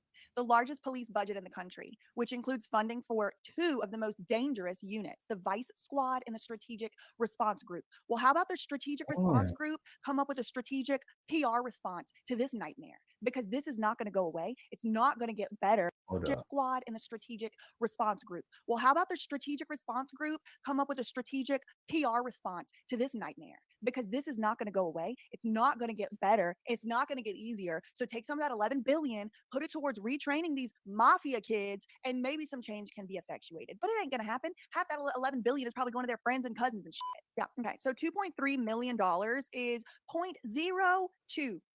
0.02%. 0.02%. Exactly. of the annual budget. You think $2.3 million is a deterrent? No. You know what is a deterrent? You know what actually would deter this type of activity? People being known publicly as the tyrants, the bullies, the insane lunatic freaks that they are. That would actually change something. And that's why I make these videos. For the very first time, we analyzed 20 years worth of those records. Here's what we found. The top complaints against the NYPD: abuse of Appreciate authority, you, use of FAQ. force, and discourtesy. Well, that's what they did to Sean. More than 100,000 I can't wait to see this footage. complaints filed over the past 2 decades. The board found only a small percentage substantiated. Yeah, man. 7.5%. Herniate this is nothing to Reverend play Frank with. Davey is the chair of the board. I think there are always things that slip through the cracks. Why is it always some evangelical reverend pastor, Never. CEO of a church board that's in charge of the police? Why is this always how we end up? And we want to try to minimize those. The board forwards those substantiated cases to the police to follow through. Where our data shows 3.5% of the officers were actually disciplined. When Crazy. officers do get punished, they're most likely to get instruction or formalized training. That and they lose vacation days. More than 7.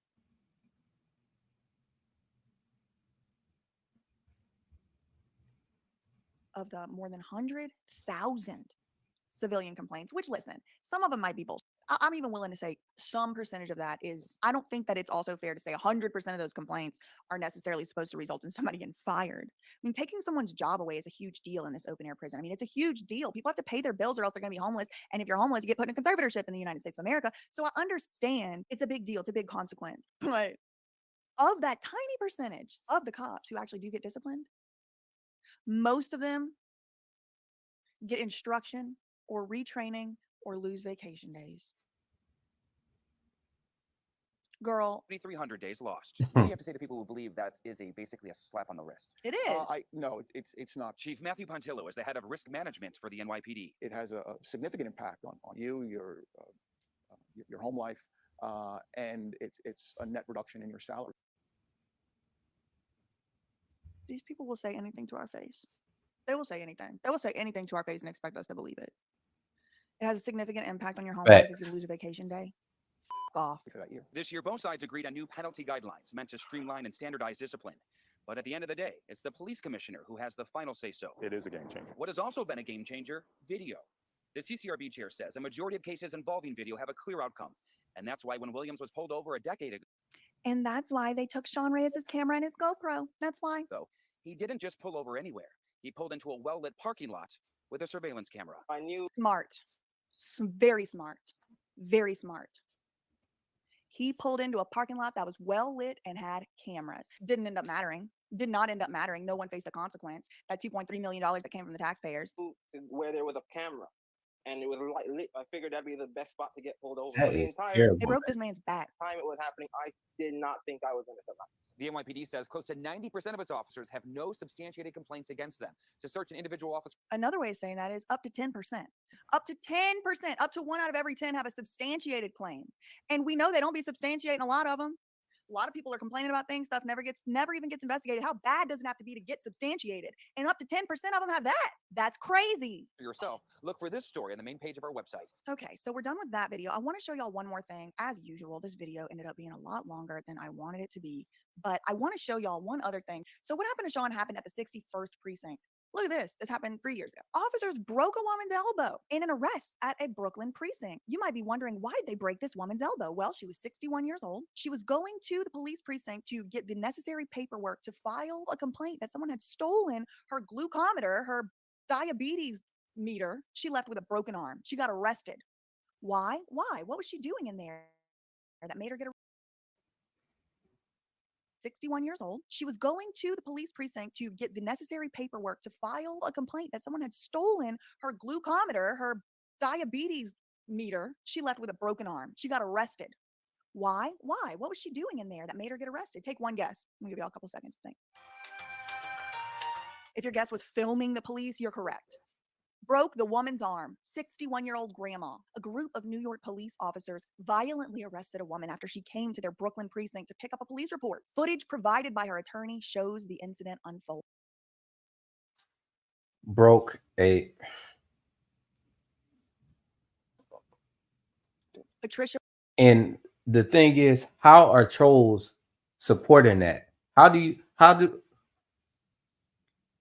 What world does a troll live in where they support officers breaking an elderly woman's arm when she's going there to make a report of somebody stealing her diabetes meter or her blood glucose meter to check for diabetes.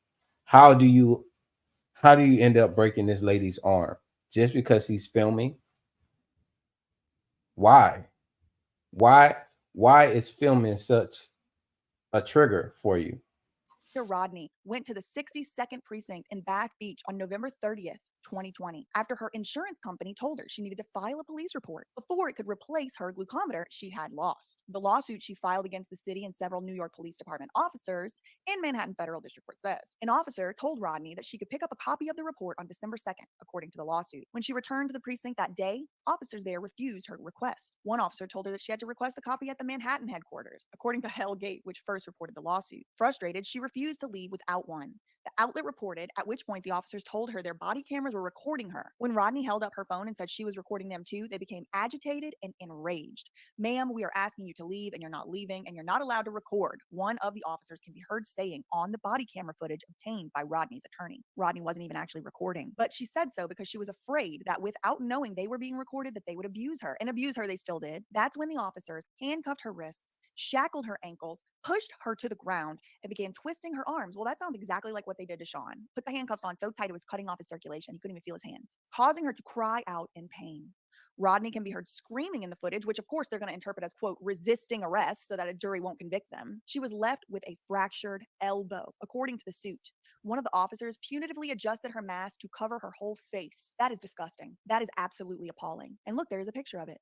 They put the mask over her face. Why would they do this? I feel like I'm living in the Citadel at the Game of Thrones. What is this? Why are they doing this? Why? Why would they do why? Why did they do that? Why would they do this to a 61-year-old grandmother who was just there to try and say that her diabetes meter needed to be looked into? She wasn't even asking them to do anything. She wasn't even asking them to do any investigation. She just needed the damn police report. I guarantee you one damn thing. If they needed to print out a police report for her, oh, it'd be printed out. It's already printed out, hot off the press. Despicable, disgusting, vile, punitively adjusted her mask to cover her entire face before he calmly walked away. Police took Rodney to the hospital for treatment before bringing her back to the precinct where they kept her there for hours. Same thing they did to Sean. Instead of getting a simple piece of paper, she was brutalized, repeatedly lied to, and hospitalized. It is not hard to imagine that if she had not been lucky enough to have what happened to her captured by countless body cameras, the NYPD would deny the worst of the abuses she faced, including having an officer callously and casually pull her mask over her eyes for no reason. A spokesman for the city law department on Thursday told NY1 the And this is why I could never take a troll serious, because that's what they're on the side of. That's what they, that's whose side they on. They're on the side of people who brutalize elderly people, brutalize citizens exercising their rights, and just evil, tyrannical bullies, criminals. It's a cesspool of demons. Why would the only reason that you will be on the side of demons is if you are one? Agency was reviewing the case. An NYPD spokesperson, he's definitely getting some of that $11 billion, said the department would not comment on pending litigation. Rodney's attorney, Remy Green, provided NY1 with a statement about the lawsuit. While the mayor spends his time imagining issues, how citizens film the police, this is what real New Yorkers deal with every day. A private, lawless gang perpetually high on power, abusing people just because they can. Just because they can.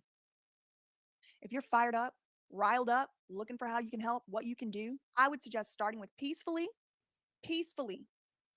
redressing your grievances with the appropriate authorities. Now, just for purposes of the video, here's an overview of the 61st precinct where this happened to Sean. Here are the numbers. I'm going to also link what Sean had in his video in the description box down below.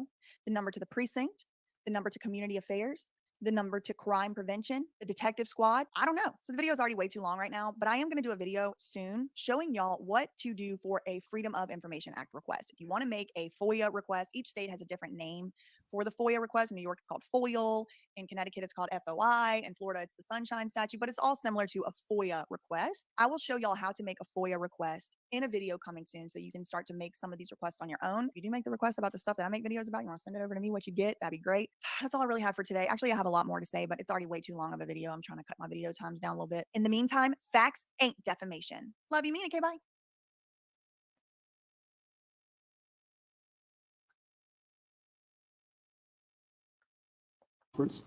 This is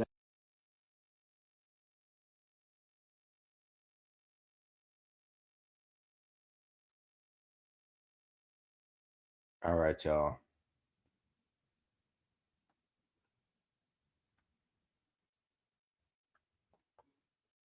So I know Imprisonment or both. everybody might not be a fan of her personality and, you know, the style of how she creates her content, but you cannot deny that she's saying the right stuff.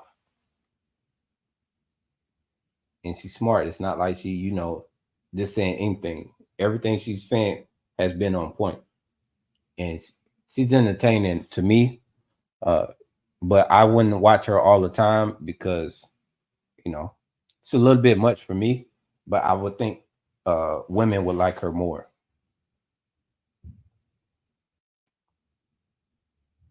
I think she really appealing to, you know, a female audience. I don't think she's appealing to anybody else. Men, we just watch her because, you know, we know why we watch her. And on top of that, she's saying some good stuff.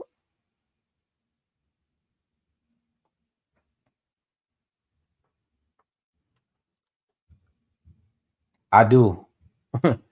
Brady, you right. I do, man. I ordered my food too. It's on the way. But with that being said, y'all, you know, we're coming up on 3 hours. I'm going to take a quick break and then I'll be back at it. But yeah, I appreciate everybody for joining me. And yeah, let me stop the screen share. I need to use the bathroom too, y'all.